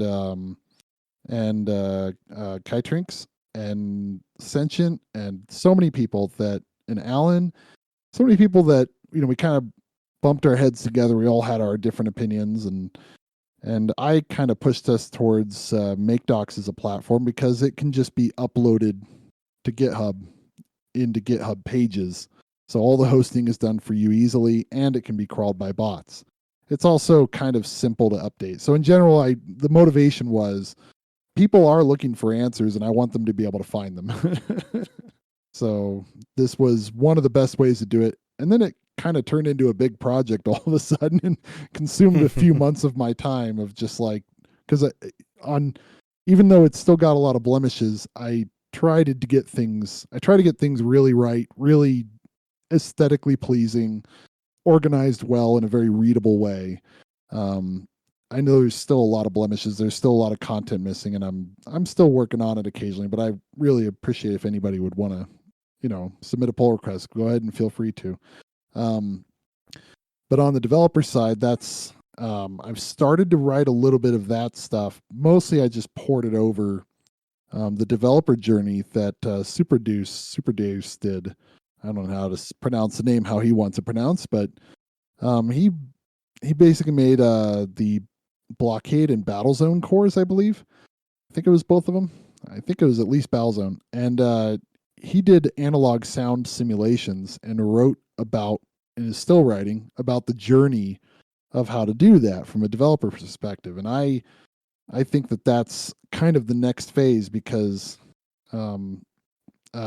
partly why I wrote those docs is for the users, but then probably the next step, in my mind is, well, I've been starting to learn development, so maybe I could write a little bit about the journey of, for maybe anybody that's curious out there that is overwhelmed or scared of getting into contributing to the project. They don't know where to start. Maybe this could help them kind of get involved. So on some level, that's kind of the next step. But yeah, in general, the documentation is so critical. I feel like I'm really passionate about it. I've spent way more time writing Markdown than anything else.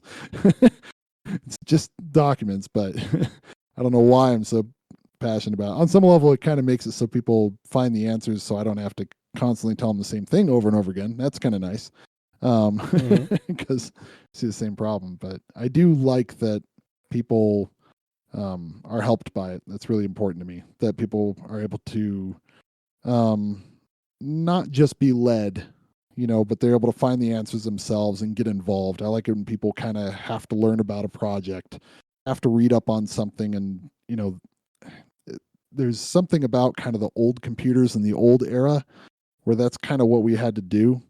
And even though I'm not, I'm about 10 years younger than probably you guys. I'm not trying to age you right now, but but even in my era, it was still like that. It wasn't like we were programming everything you had to use on it like the generation a bit older than me did. But trying to get a DOS program to work, you had to read the manual, then you had to like edit an autoexec.bat and a config sys, and so I kind of feel like writing the documents makes it a little easy to bridge the gap for people to want to get involved, but the project is still in spirit very much a hobbyist project.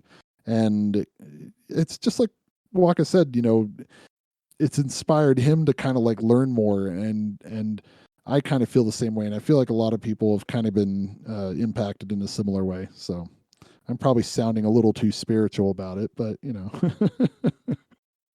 No, I believe that documentation is a cornerstone to get people involved, because the first thing that can get you, I don't know, reject you from a program, from a new thing that you get into, is not understanding what you're doing. And having up-to-date documentation, that was the next thing that I was going to ask you about, is really important, because developers don't like to document. Yeah, that's something I've learned. It feels like repeating yourself. Right. Although it isn't, of course. Right. My boss is pretty much the sole developer at our company, and has been, and like self-taught programmer, and basically turned our software side of things way ahead of other manufacturing companies, and which manufacturing in general is like 10-15 years behind other software companies and things like that. And that's kind of how I've become useful to companies. I've been documenting a ton, and I really enjoy it. So it's the same kind of thing. I'm trying to, in a lesser extent, translate my skills into MiSTer to help out. And I do recognize that developers really hate documenting. So we now have another developer, and he's the same way. He's like, I've kind of learned how to help him learn what we do and find the information for him. And then I've translated that skill occasionally with Wickerwaka and a few other people. I've kind of been picking up stuff at work and vice versa, picking up stuff in the project, taking it into my career. Yeah, in general, like you said, it's the cornerstone. I mean, if somebody wants to kind of get a general idea of what what IO board they should get, analog or digital IO, I wrote up a modern, documentation of it, but people may not have a perspective of what it looks like, and the pictures on the GitHub wiki were a little outdated. So I rendered them in Fusion 360 and made some like nice ISO, ISO angle Fusion 360 models, and exported them after rendering them, and they came out pretty nice. But it just kind of gives people that friendly look. And so, I mean, would a developer want to sit there and just like comb over all of that? And you just want to make people use it. So I totally, yeah, I'm hoping I'm helping. I'm not sure if I am. I'm just doing my best. It can be really hard to put yourself in the shoes of like a new user or like an inexperienced developer, because like you've already, you know what all the steps are. I try to think back to when I bought my MiSTer, and it's like it was very confusing. Like, what do I need to buy? Like, do I need to buy, what is an IO board? Like, how much RAM do I need? And now I know all the answers to those questions, but as in like trying to put myself in the mindset of someone who has no idea what any of those terms even mean, let alone whether they need those pieces of hardware, is like a really difficult thing to do. Yeah, I think I've always kind of, even though I'm probably not speaking too well today, I've always had that gift of this is like, I'm not a very confident person, but I'm confident in this. I can explain technical things in terms to people that don't really know much about it.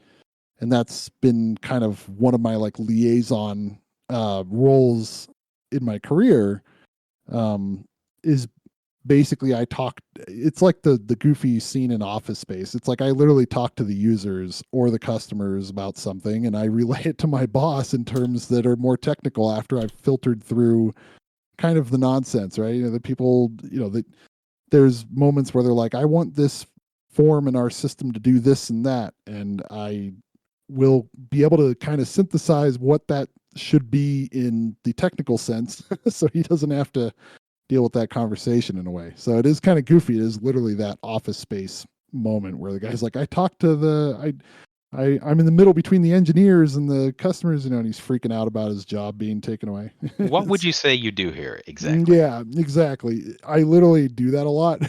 So it's kind of weird. I don't know if I just do IT support. I kind of do everything at that company. It's kind of strange.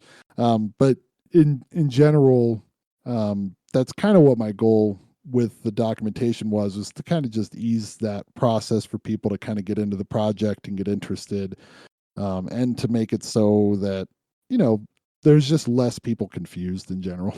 So, and the GitHub Wiki absolutely is a very good resource. So all the people that put all the work into it, I'm not trying to make it seem like, that wasn't good. It's amazing. It's just, it's not crawlable by bots. I've used it as a reference for tons of stuff, and it's very important to the process of making these docs. But I have like rewritten some things, and there's been a couple people that have contributed that have been a lot of help.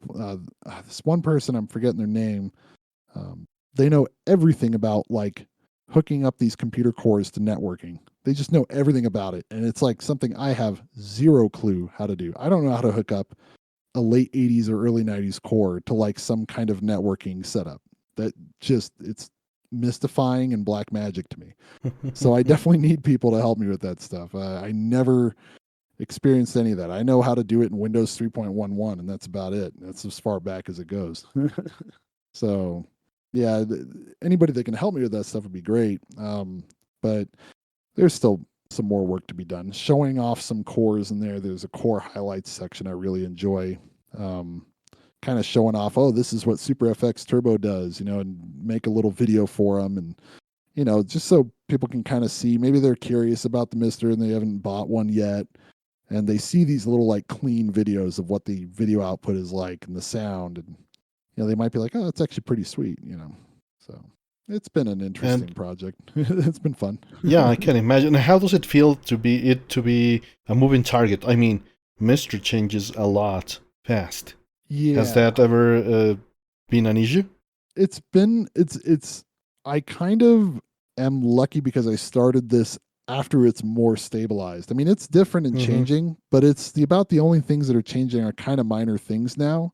As far as like the framework and the general process about it, it's not like I started the documentation before we had Schmidt's awesome MiSTer Fusion, and like I had a whole SD card installer process, and then I had to like rewrite it all. No, it's just, it just works. Schmidt did an awesome job. So like, there's a lot of people like that have contributed, that have made things easier. Zach has made the UI, the user experience incredibly easier in a lot of ways, optimized it. Same with Martin here. I mean, and I mean, there's just so many more. I can't even list them all off. Of course, Sorgalig is just constantly toiling away. He's the hardest working dude. I can't believe it. It's kind of, yeah, it does move and change quickly. You're right, and it doesn't concern me as much anymore because the project seems to be a lot more stable. There was a time when things would just change up completely. There's probably a few pages that are out of date right now, though.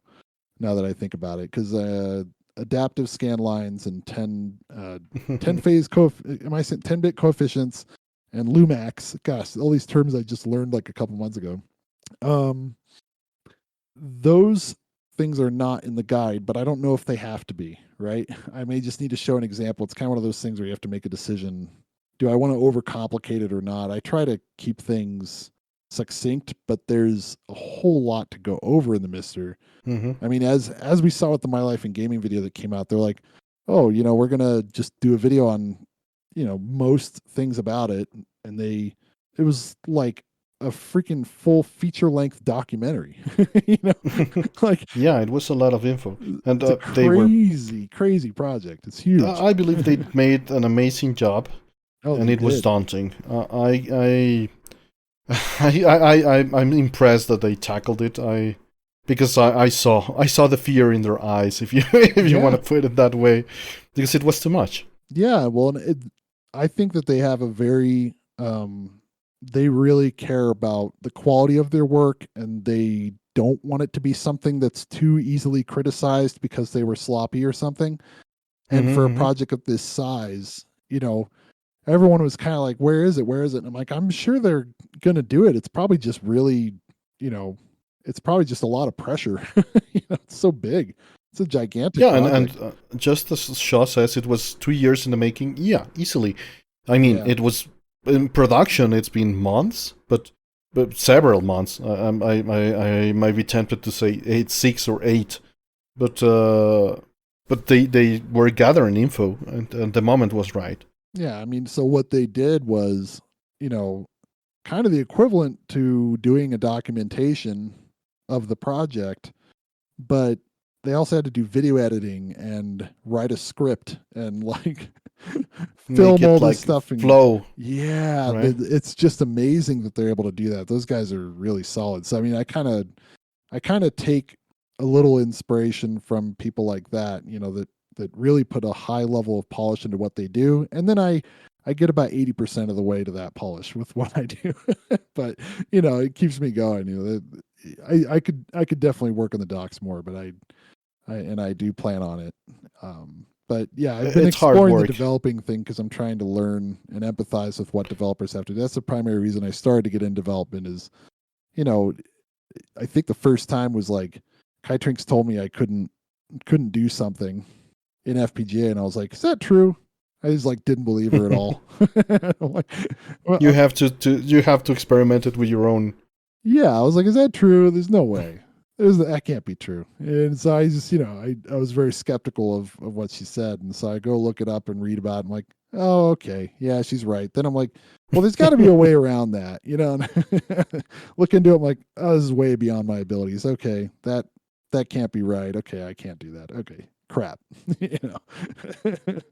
So it's the same kind of thing. I'm going through this now to empathize with the devs. I started the documentation because I really wanted to learn more about the project, but also help other people get into it. I wanted to dive deep into each of the subjects. I mean, it was just a combination of things, but it really, I have to say thanks to Jay Ogre, to Jorge for helping me out a lot. He kind of motivated me. I was kind of unsure of myself, and he really was like, no, man, you can do this. You're the one that has to do this. And he was like pep talking. I'm really glad he did. Yeah, he's like, thank you. You're the one. You are the guy. Like I was like, okay. So it was really nice of him to pep talk me. So that's really good. I'm really glad they did. Yeah. And going back to the other topics, do you use scan lines for your own gameplay? So it really depends on what game. It's really tight. So like Chrono Trigger, I'm so happy that Martin's playing Chrono Trigger. I have incredible strong nostalgia for playing that. Like sitting in the rocking chair in my grandma's house, you know, eating Cheez-Its and like apple slices. I don't know, just something about that. And the scan lines, like it works in that game, and then like pretty much in every other game I just don't use them. And then like NES, there's just a few games where I'm like, no, it kind of needs scan lines, like Blaster Master. It needs blurry scan lines because of all the dithering, and the game looks totally different to me. If I play it just raw interpolation, it's just a little too clunky. There's a lot of PlayStation games where before I got the RetroTink 5X Pro and before I got the X Station and modded my place, I'm still surprised I was able to do that.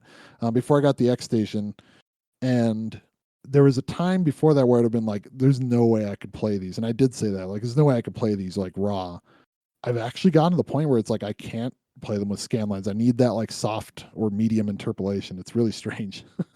Like I don't know why that changed in my head, but when I used emulators before, it was like for most things I would use a CRT shader or scan lines for the longest time. But now I've kind of grown to love like the raw pixels with a little bit of a soft blur to them. I don't know why. The scan lines, though, they really do help with some JRPGs from the Super Nintendo. There's just a little bit of a medium blur. I don't know. Maybe it's just pure nostalgia. It's probably irrational, but yeah. Well, and what about you? Well, Birdie, thanks for the betrayal. Really appreciate it. So I like again, like it's been so long since I looked at a CRT. Like I don't know, like I don't have the nostalgia for like the look of scan lines or any other CRT effects, but like I do appreciate how they break up like the blocky pixels, especially when you're upscaling to a large TV. Like it just adds detail. Yeah, it adds detail in like in a strange way.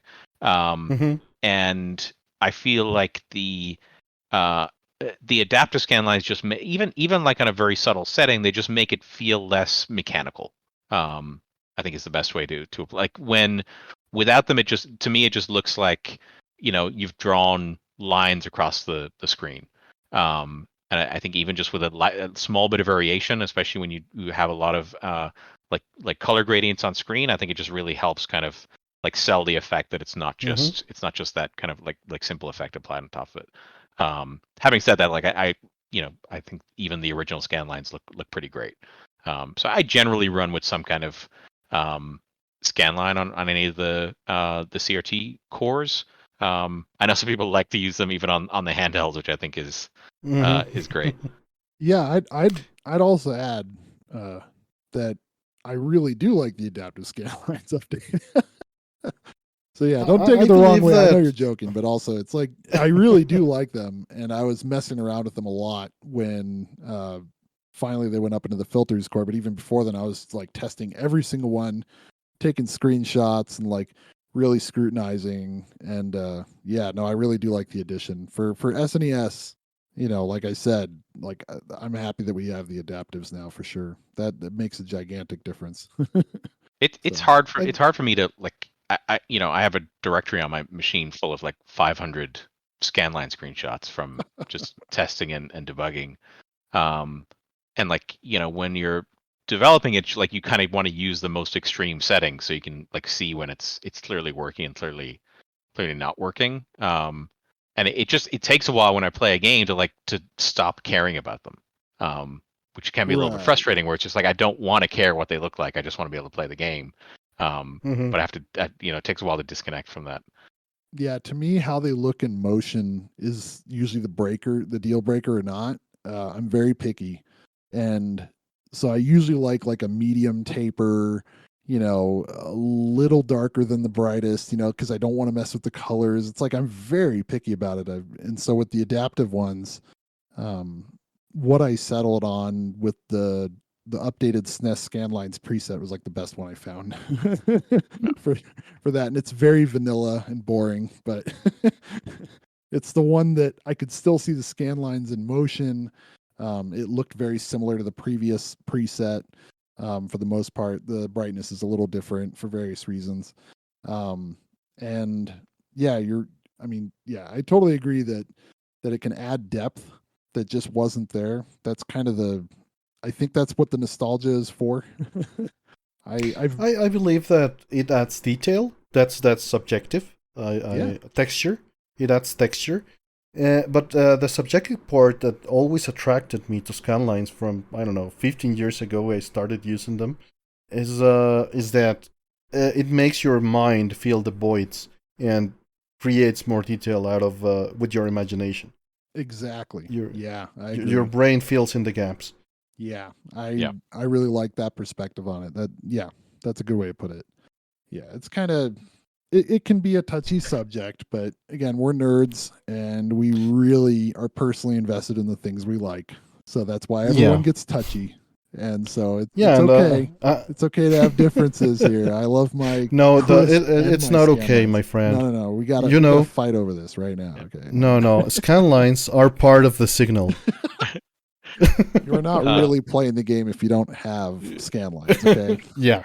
I think we still have a ways to go in making it, a little bit more user friendly. Like I think the presets have been like a fantastic addition. But because a lot of people felt overwhelmed, right? yeah, even everyone felt overwhelmed. I think Mm-hmm. but even now, like M Walrus is asking in the chat about what the scan filter option does. And it's such an obscure option that kind of leads you down the wrong road when you see it. Like you go in there looking for scan lines of the scan filter option. Like that's the one I should pick, but it's almost always not the one you should pick.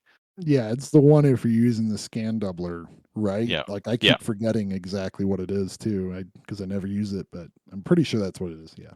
Yeah.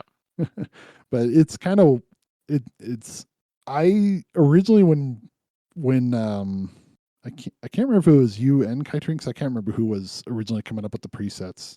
No, that was all her. It was all her. Okay, I couldn't remember, but I was like, this could be a great training tool. That was the first thought in my head. Like, people do not know how those filters work. They don't know what they do, but the second they load a preset, they'll be like, oh, so the blur goes in the horizontal filter if I'm on horizontal. Like, it's all just gonna start clicking. Yeah, it gives you like a baseline from where you can start tweaking. I think is because a lot of people were just like, I don't know how to get scan lines on screen. Yep. And the presets at least get you to that starting position, and then you can start tweaking the values. Yeah, and so that's kind of the value I saw in it. Like immediately was just, oh, this will teach people how to use the filters. This is going to lead them down the path, and I think it did help a few people with that. Like, I feel like we saw more people contributing. Like, oh, this is my screenshot of my combo of this, and getting like really excited. I love it when people get really excited for that stuff. I start feeding into the energy.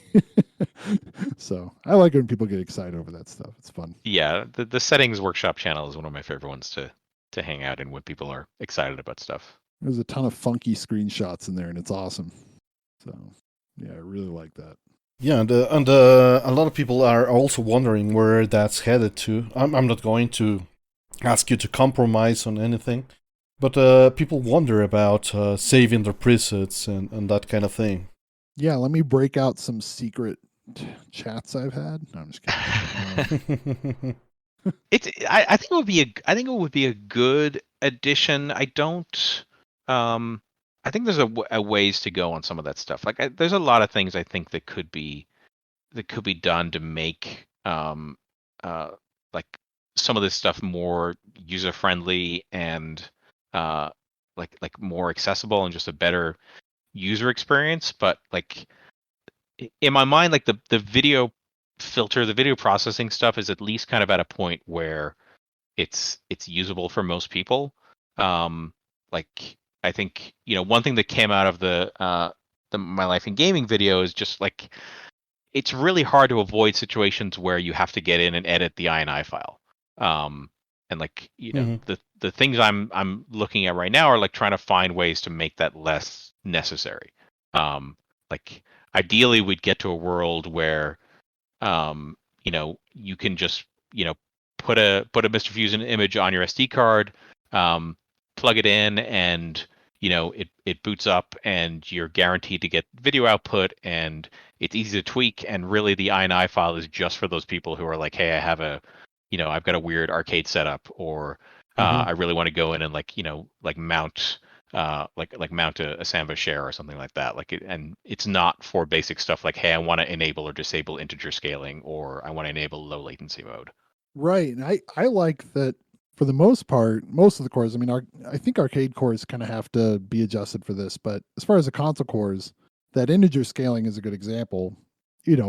That was added into it. Now we have kind of a weird overlap because we have the integer scaling in the INI, we have it in the cores on some of them. I think that's one of the areas where there could be a lot of improvement, in addition to preset saving. My personal opinion is that a preset saving could act almost like a save state slot, for instance, and you know you have like 4 slots of presets, to keep it simple, right? And people could just load the presets that they liked after they set something up. I think preset saving would be great. A lot of people to mess with it without having to put their MiSTer on the network and remote into it and edit an INI or something like that.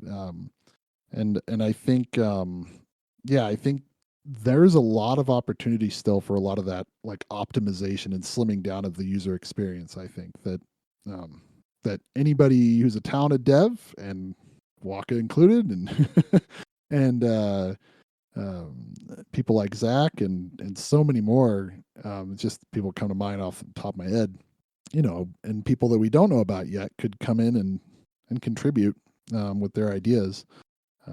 I think it's a good idea to kind of get in there and see what's worth optimizing, what's not, And you have also worked on the Demon Byte, right? The arcade encoder.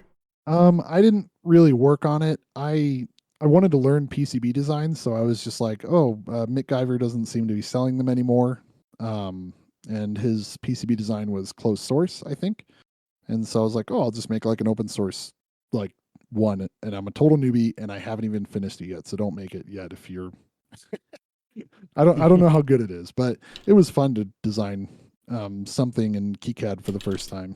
It was really fun. It took me I'm a very slow learner. It took me 16 hours to do that. I spent a whole weekend doing that.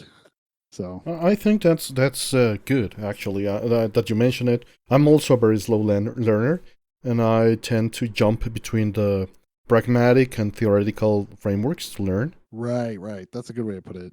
Yeah.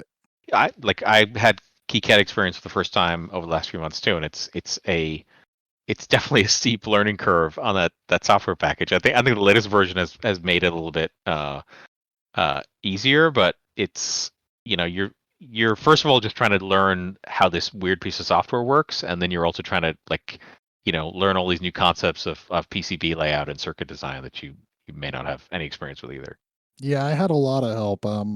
Pork Chop really helped me along. So I was he saw me basically in real time reacting to how incompetent I was at KiCad for the entire weekend. It was pretty funny. Sounds like pretty good teacher.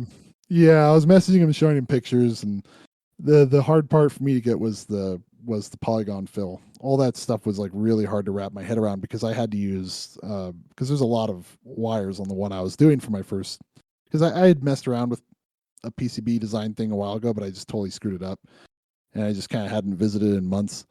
And with this one, I was like, I'm going to actually do it. I'm going to do it. So I had to have vias because I wanted the they always call them B1, B2, B3 for arcade buttons and stuff. I wanted them in logical order, but how they're lined up to the Arduino Pro Micro is all spread out at different pins. So I had to kind of have overlapping wires, and I just have never had to think that way before.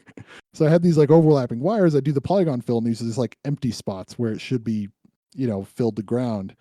And yeah, it took me quite a while to wrap my head around why I was even having that problem, how to even fix it. That was half the time I spent was just trying to fix the darn polygon fill problem. The other half was both occupied by getting an arc to look good, which the new lead developer at the company I work at did PCB design originally, worked at board shops, and he's like, "Oh yeah, arcs suck, man."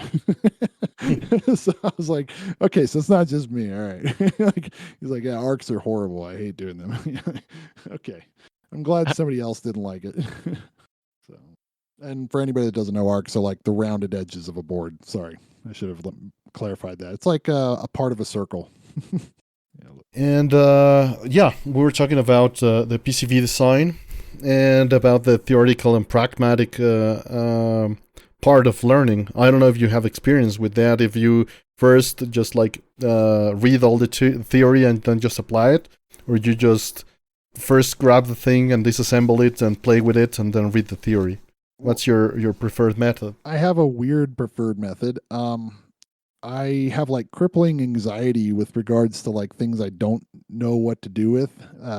Just old stuff in my past. So I read a ton about something, and I then realize I don't know what I'm reading because I don't have the technical background to read it.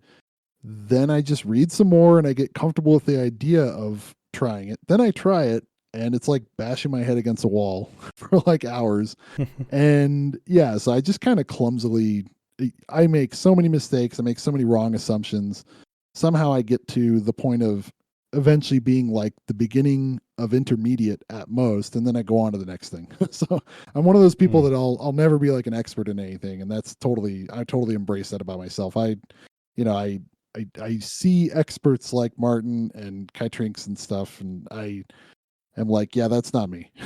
And that's okay. I like completely out. empathize. Yeah, I like spreading I'm out the same and knowing way. a decent amount of the general higher level concepts of how a lot of things work, and that's enjoyable to me.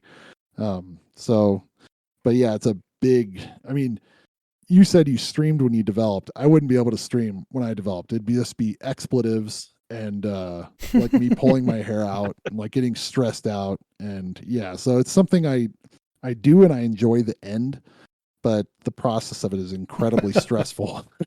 I don't know why I do it though. I just keep trying.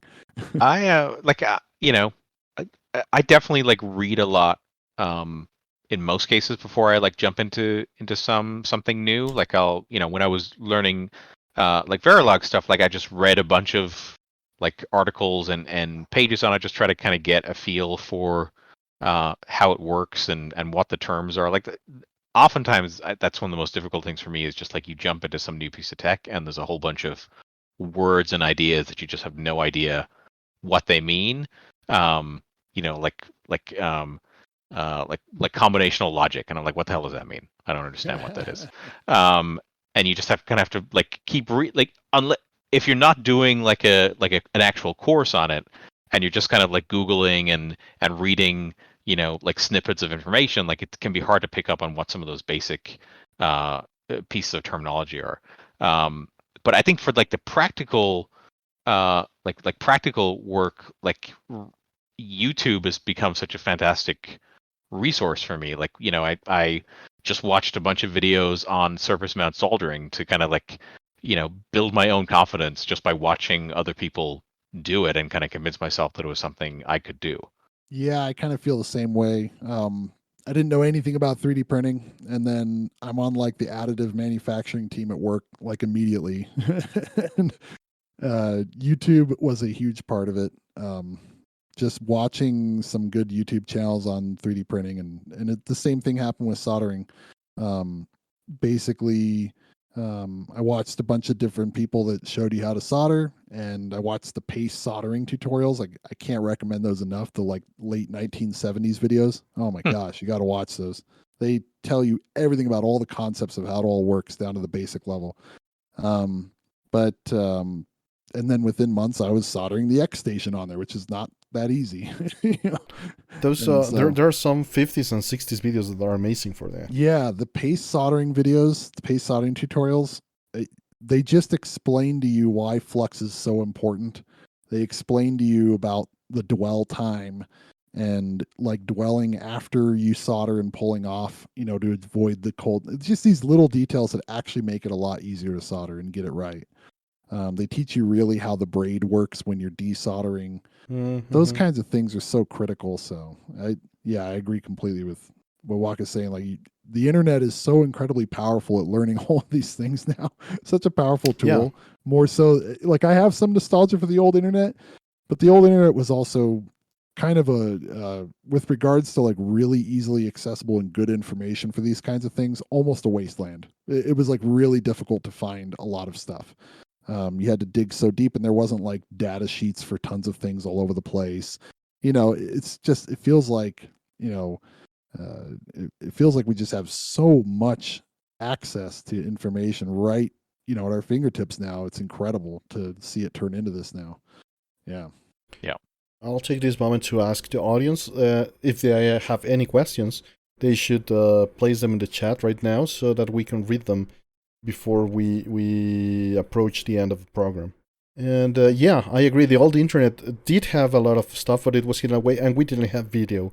Video makes it so much different. Of course, sometimes you just want the same thing in text, right? But video makes it accessible, and you can see what is happening.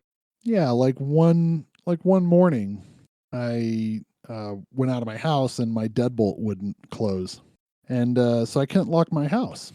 So I was freaking out, and I just like look up the deadbolt that I have. It's one of those deadbolts with the keypad, and there's this solenoid inside apparently that has a dumb spring in it, and it has a lever that latches onto the spring, and if it skips a few steps on that spring, it doesn't lock it again. It doesn't engage, so I can't lock or unlock it.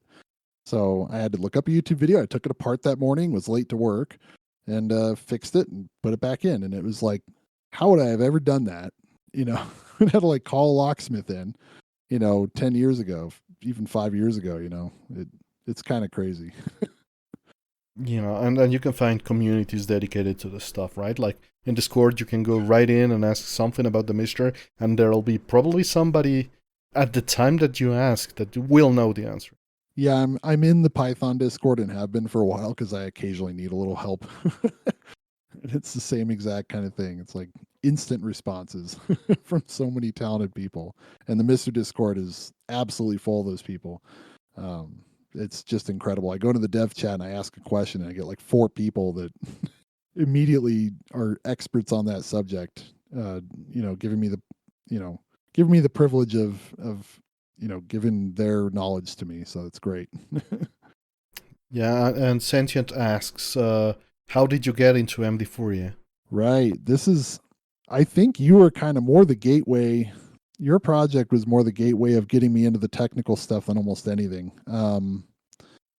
Basically, it's hard to pin down, but I had a gut feeling that something was wrong with like the Genesis core. It ended up being wrong. I was wrong, but I had this gut feeling that it could be wrong, or it might be wrong with one of these sound things. And then I kind of like how do I figure that out? And I saw a video about MD Fourier or Fourier. I keep saying it like it's a French word or something. I don't know.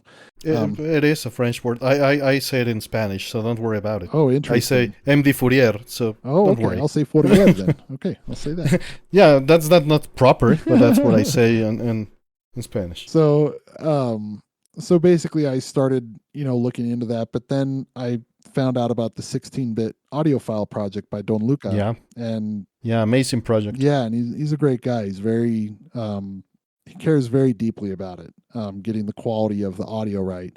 And basically the 16-bit audiophile project is taking original hardware, getting a really clean, as good as possible recording off of the real like game music from original hardware of originally Sega Genesis.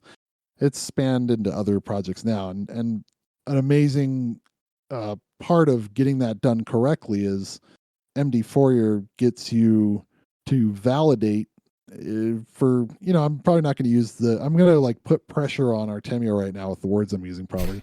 But it enables you to kind of validate that your system is operating normally.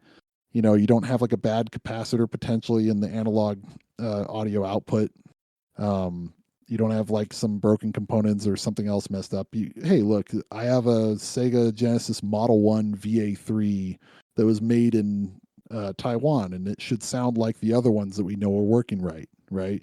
So MD Fourier kind of like, I wanted to do recordings for the 16-bit audiophile project. I wanted to compare against the MiSTer to see if anything needed to be fixed, and then like look at it and go, I can't fix that. Ask somebody. At the time, that's what my capabilities. I don't know if I could do it now either. The sound stuff is very confusing. So yeah, I got into it because of just loving to listen to this music and obsessing with the sound being just right. I mean, I've used emulators forever, and Sega Genesis is probably one of them that is like one of the hardest ones for them to ever get right, just to my ear. And only recently have the software emulators gotten it right. I mean, Blastem is incredible. Yes, it's really good. It's made by a very talented person who's like Mask of Death is what he goes by, or I always forget what he goes by. But he also contributed in like the video game music file scene for a long time, and then he basically, I think he made Blastem like because he wanted to get the audio right. I think last time I talked to him, but yeah, the work he's done is amazing. Genesis Plus GX as well now has benefited from a lot of this work. MAME as well, as you know, Artemio, MAME's audio driver was advanced significantly because of MD Fourier. So the Genesis, I didn't know that. Yeah, honestly. What's that guy's name? Plug. Yeah, he worked on the MAME audio stuff, I think.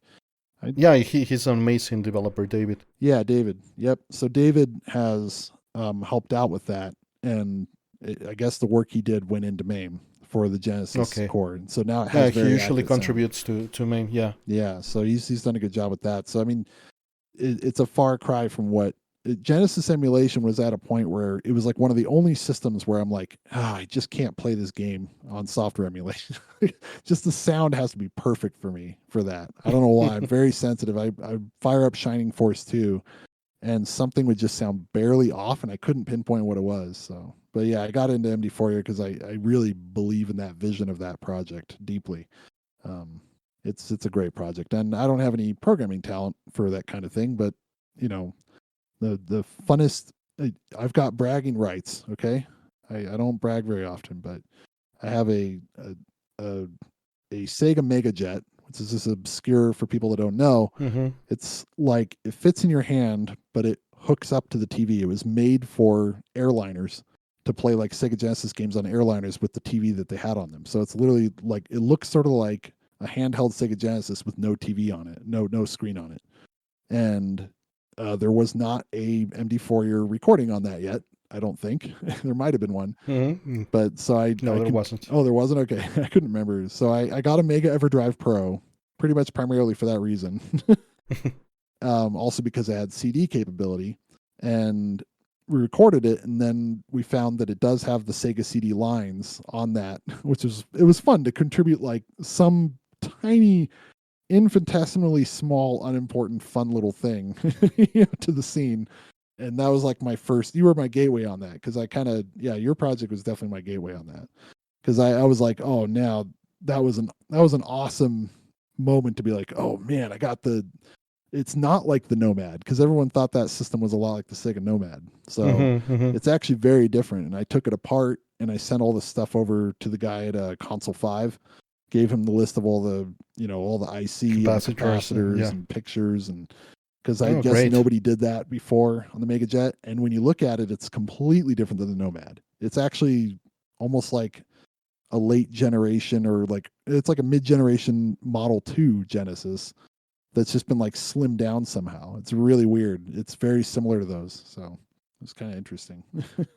Nice. And for those listening, the MD Fourier just compares two audio signals that are synced by the synthesizer to the frame rate or to a specific pattern. So it really does nothing on itself. It's up to the interpretation of the user and the people that are extrapolating information from it. Yeah, it's a very scientific tool, I would say. I mean, you've written like a white paper on it. Like like your documentation, it looks like it was written in latex. Was it written in latex? Yeah, of course. Okay, of course. Awesome. I love latex. That's awesome. You took it to the next level. I love it. So the basically, it's comparing two signals. So we record something from the Sega Genesis, and then you record something on the MiSTer core.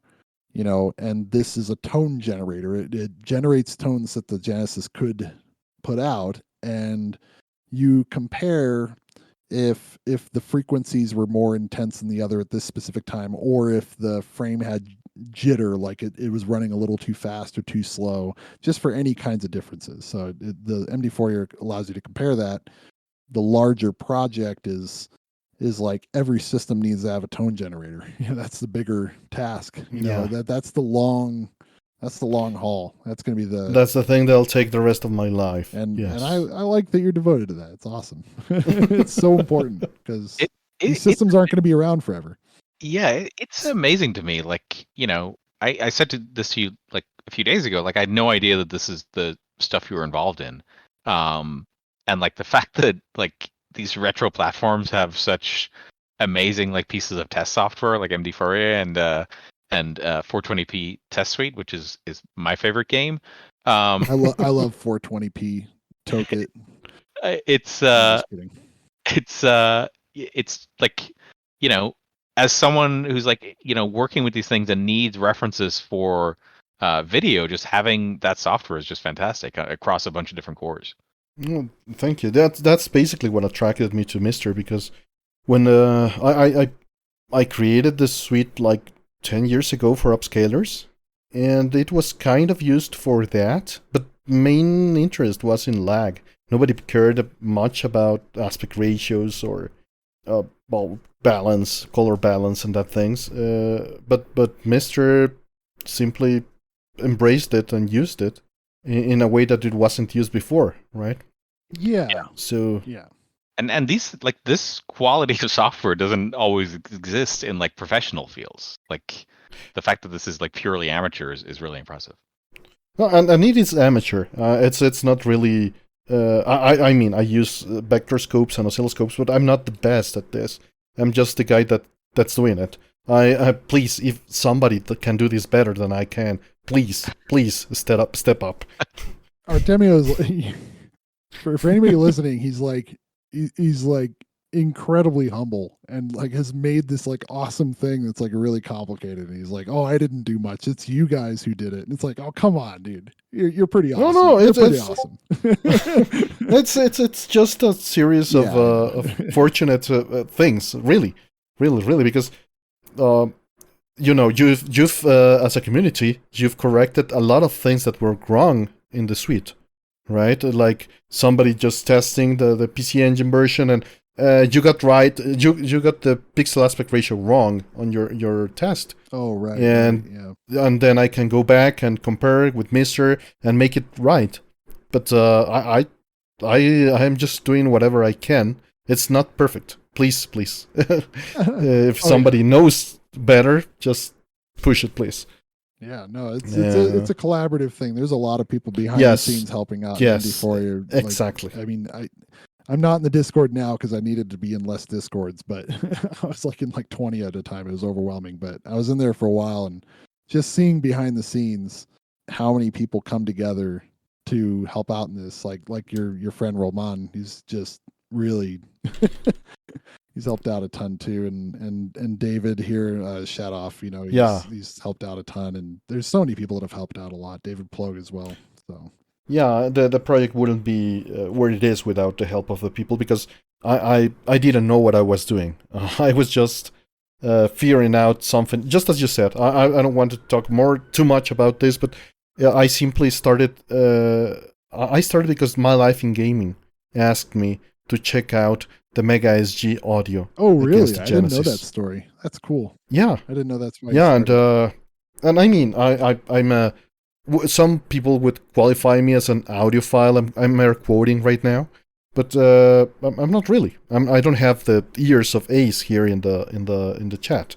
Yeah, you need the data to determine if it's correct, right? And, exactly. If I was going to help, I wanted data, and I had made a project to identify when they would ring the bell in my home. Ace is, so to comment on what Show's saying, yeah, Ace is definitely the audiophile. Ace can like hear a difference in a Sega Genesis like a mile away. He could be a mile that's away right. and hear like, okay, the tone of that Sonic 2 the Hedgehog sounds a little bit too recessed in this instrument. It's like, dude, Exactly. he's amazing. Yeah, the stuff he hears and knows about with especially with the Sega Genesis, he's a legend, total legend. Agree. And what Zodel says is perfect. He says your software let us hear without eyes. That's it. Yeah, because I couldn't be precise on my vocabulary or description, and I simply adapted the software I had made to check my the bell in at my home that would notify me to my cell phone. I adapted that, and that's the basis of MD Fourier. So really awesome. It's a great tool. It's Thank kind you. of like catapulted a lot of. You've been. I mean, I know you're here to have us on, but I mean, I don't know if people hear enough about what you do for the project too. So it's like the PC Engine colors. You know, you helped in developing that. Yeah, but I was just helping. It was all David and Trinix and right. There's a lot of people that came Bernard. together. Yeah, there was a lot of people. It would be unfair to just list a few. It's just one of those things that I love and appreciate all the people that contribute to this project and all the emulation projects, all the software emulation. It's so awesome to see. I'm coming into this mostly as somebody who's just a user of these things for so long, and I've only recently become involved. Most of you are like legends to me. Like I've like played, I've like played people's translations. That I feel like I'm like a fan of the emulation scene that finally gets to talk to people who did the things that I was a fan of. It's kind of how it feels. So it's been a privilege to kind of get to know everybody and see what goes on behind the scenes, and also get to help out. So that's all I feel that we all feel the same way. Yeah. That's cool because people work, and just as you mentioned, as Martin said, this project makes you learn, and there's a bunch of people that know a lot more than you do regarding the themes surrounding the project, and that makes it grow, and that's cool. Yeah, and it's definitely awesome. I was really excited when Martin started getting involved. By the way. I could tell like he's like very heavily experienced developer, and it was like, oh, here we go, the big guns, here it comes, and I'm really happy that you're involved in it too, Martin. Oh, thanks, man. Yeah, it's really awesome, and I'm always humbled because there's always people that know so much more about programming, but also FPGA. So I'm really, really happy that everybody kind of is very patient with me in explaining things that I have no clue about when I'm asking too many questions. Asking questions is good, and it's something that we should entice people to make more.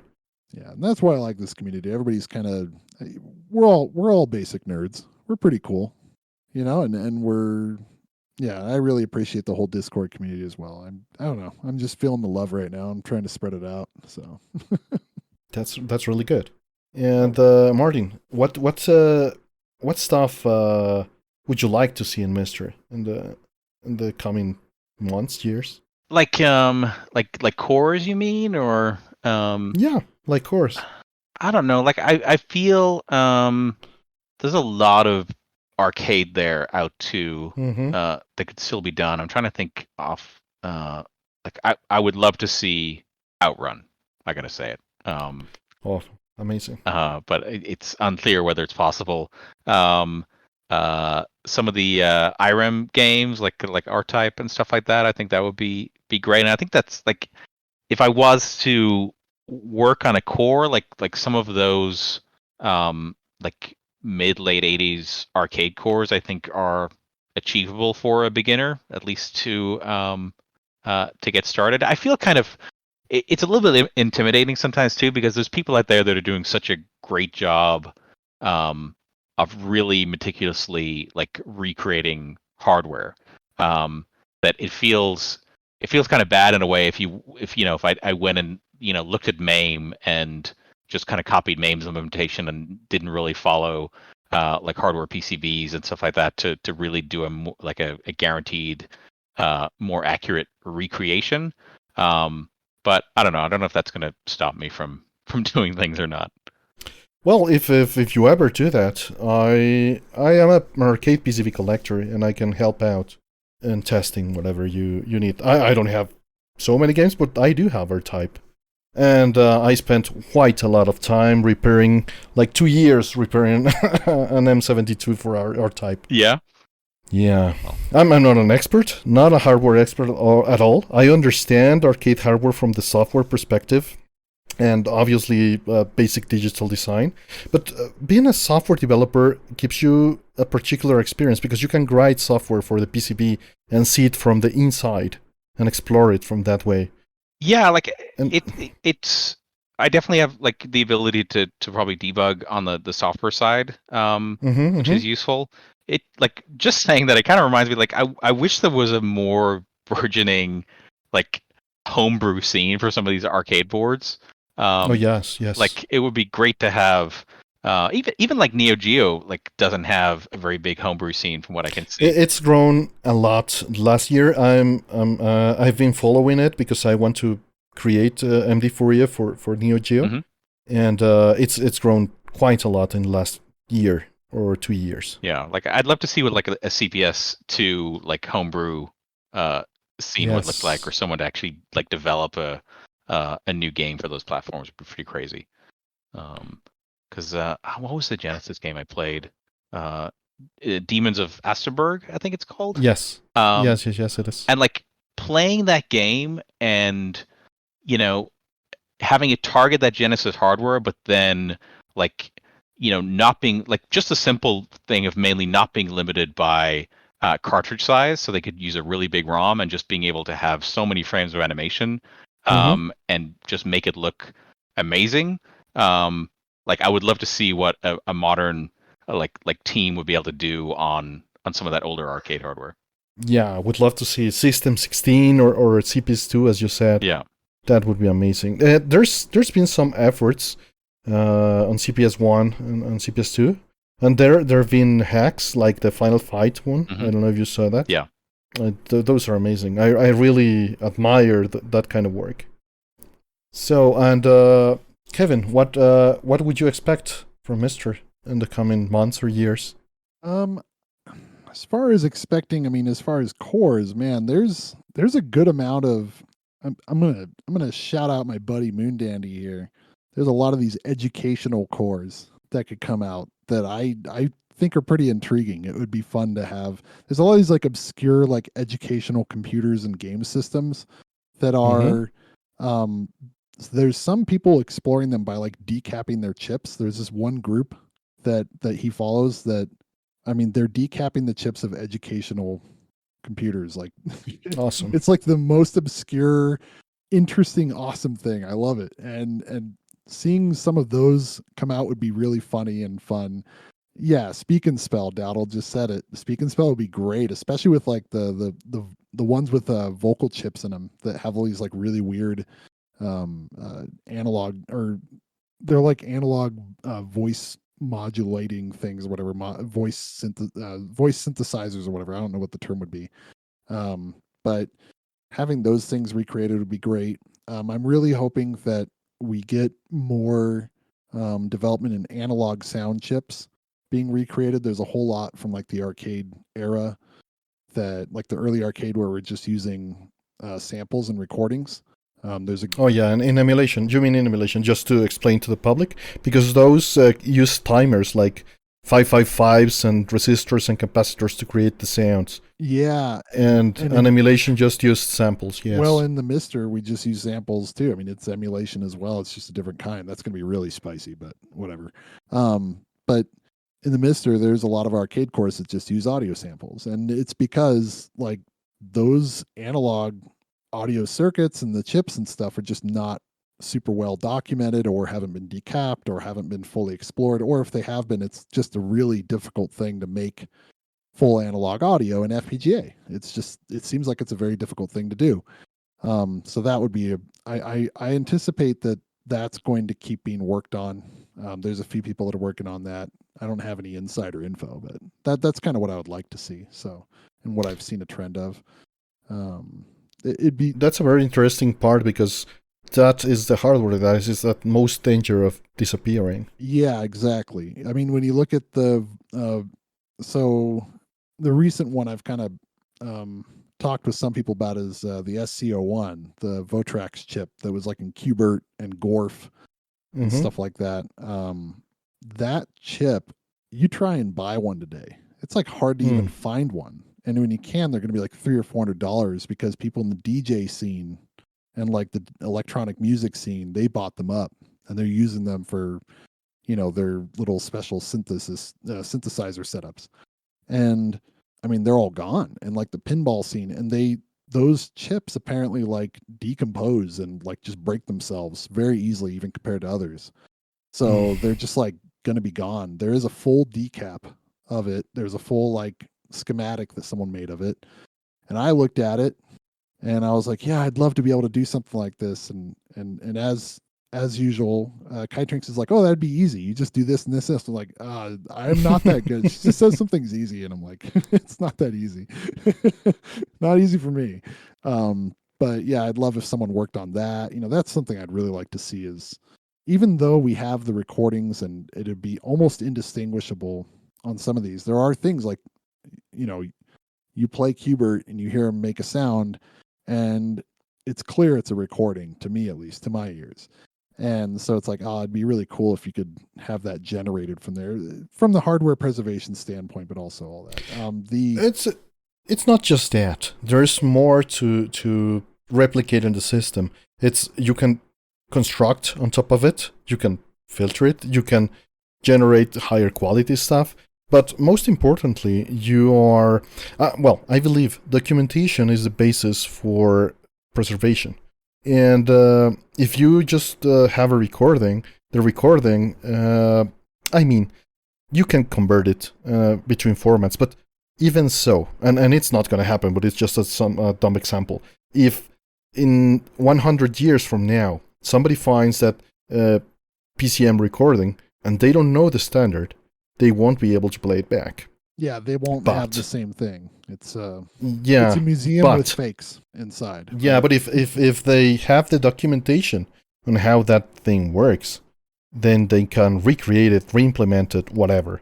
Yeah, right? Exactly. Yeah, I see it the same way. So that's more the stuff I'd like to see is, and it's like, it's just my personal wishes. There's no pressure on anybody to do it. I know you work on what you want to work on. That's totally fine. If I had the abilities, the first thing I'd do is a few of these like little niche things. Like I always say this, the EEPROM support in the Sega Genesis core. It's like totally not that necessary at all because there's SRAM hacks for like every one of those games.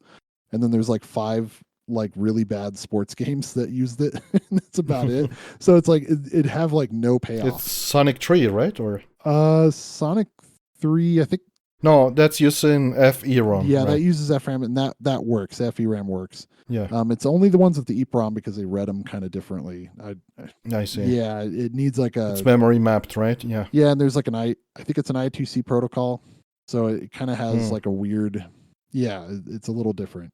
But basically, it's little stuff like that where it's like it'd be nice to have that all like in HDL when possible, to have it documented well.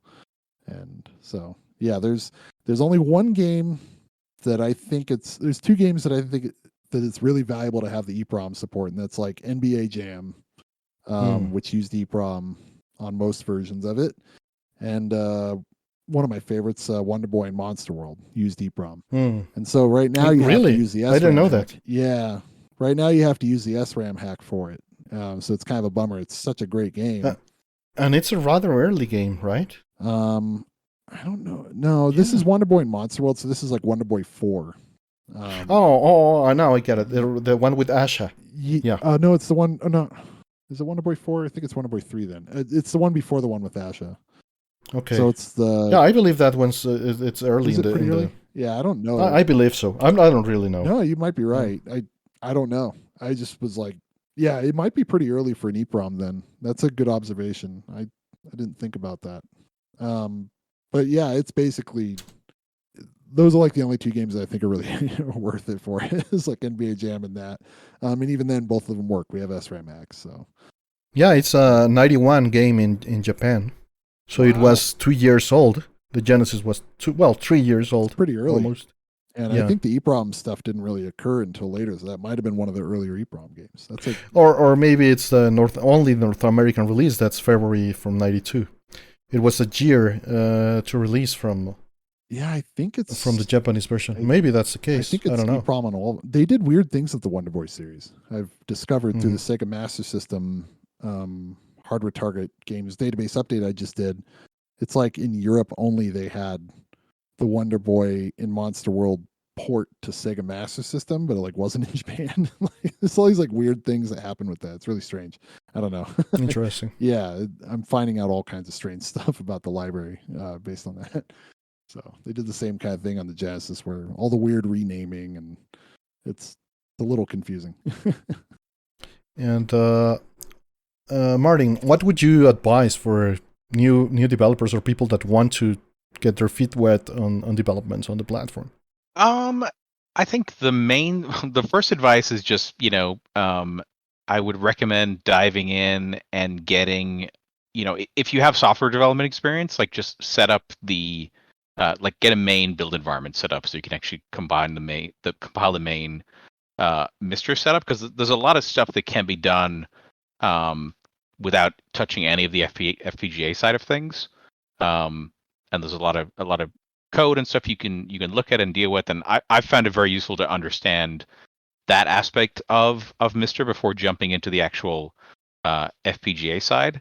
And I don't know if my path that I've been following makes sense for other people, but I enjoy doing things that have a broad impact, which is why I think most of the stuff I've been doing has been in MiSTer main itself or in the framework where it gets used by multiple cores.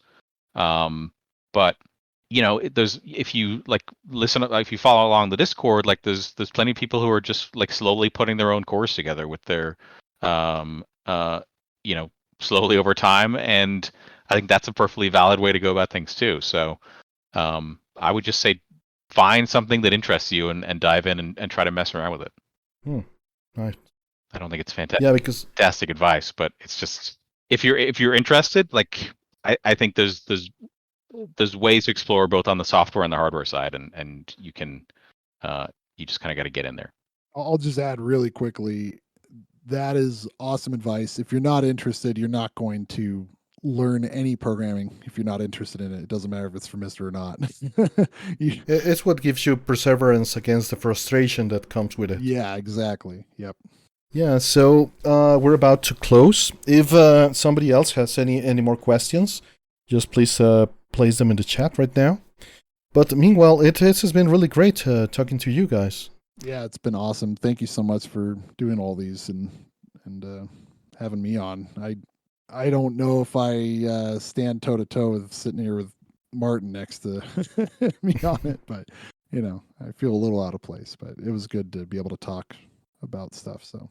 Well, don't worry. That's ridiculous. I always feel out of place. Don't worry about that. Sorry, Martin. No, I was just telling Birdie he's being ridiculous. Yeah. I could listen to you guys talk about arcade hardware and weird, obscure stuff for a long time. So, that's awesome. But yeah, thanks for having us, and thanks everyone who hung out and listened. It's been great. Yeah, thanks to everybody for, thanks to the whole Discord server and the whole community being so awesome. I'll say that. So. It's the easiest community to moderate I've ever been involved in, I'll tell you that. Yeah, it certainly is. And thank you very much, everybody. And also, if you, either Martin or Kevin, have something else to add or something that you want to tell people about, just please feel free to do so. Any other project you're working or interest you have. Oh, well, I'll just talk really quickly about the arcade cores that I've been porting with Jason A. under Alan's guidance. In general, it's all Williams second generation hardware. This was completely a first for me. I had to learn so much so quickly, but most of what I did was so heavily guided. So a lot of credit goes to Kytrinks, and Porkchop definitely helped me with schematics recently on reading schematics and interpreting Jimmy Stones and Alan gave me so much advice, and Jason A has done such a good job at helping move along the Inferno core to such a good degree, helping get Turkey Shoot going. So we're going to be working on those soon. I'm still learning how to first define an accumulator and use one in code. And I'm trying to figure out how to make it so diagonal inputs are impossible for one of the cores because it screws everything up. So it's kind of got a few things to learn. Sorry, it's taken a while. So take your time and and take your time. And if you can document along the way for others, I bet they'll be grateful about it. That's what I'm trying to do. The GitHub has they each have a docs folder and the ROM calculations about how to set up the MRA there. I try to maintain a Git history of each step now that they're in there. In general, I try to comment things somewhat, but I also try to keep it simple to read so that people can pick up and learn. So that's part of my goal, is to learn how it's done and have a good template for porting a core like that and stuff. So even though I'm not amazing. An expert, I'm doing something like that. It's kind of weird, but yeah, but the thing is, you never get to be an expert until you get your feet wet on it. And when you're finally an expert, you feel completely out of the field because you understand you know nothing. Right. Yeah, that's a good way to put it. So, well, thank you very much. I hope you have a great weekend. Martin, it's been a pleasure to talk with you, and it's amazing the work that you've done. And of course, we left a lot about your PS2 development days in the way, but maybe someday we'll talk about that. Of course. Thank you so much for having me. Yeah, thanks, Martin. Yeah. Thanks, Artemio. Thank you very much, Kevin. Take care and have a good time. It's been great talking to you and seeing how we can grow a community in a better way. Thank you.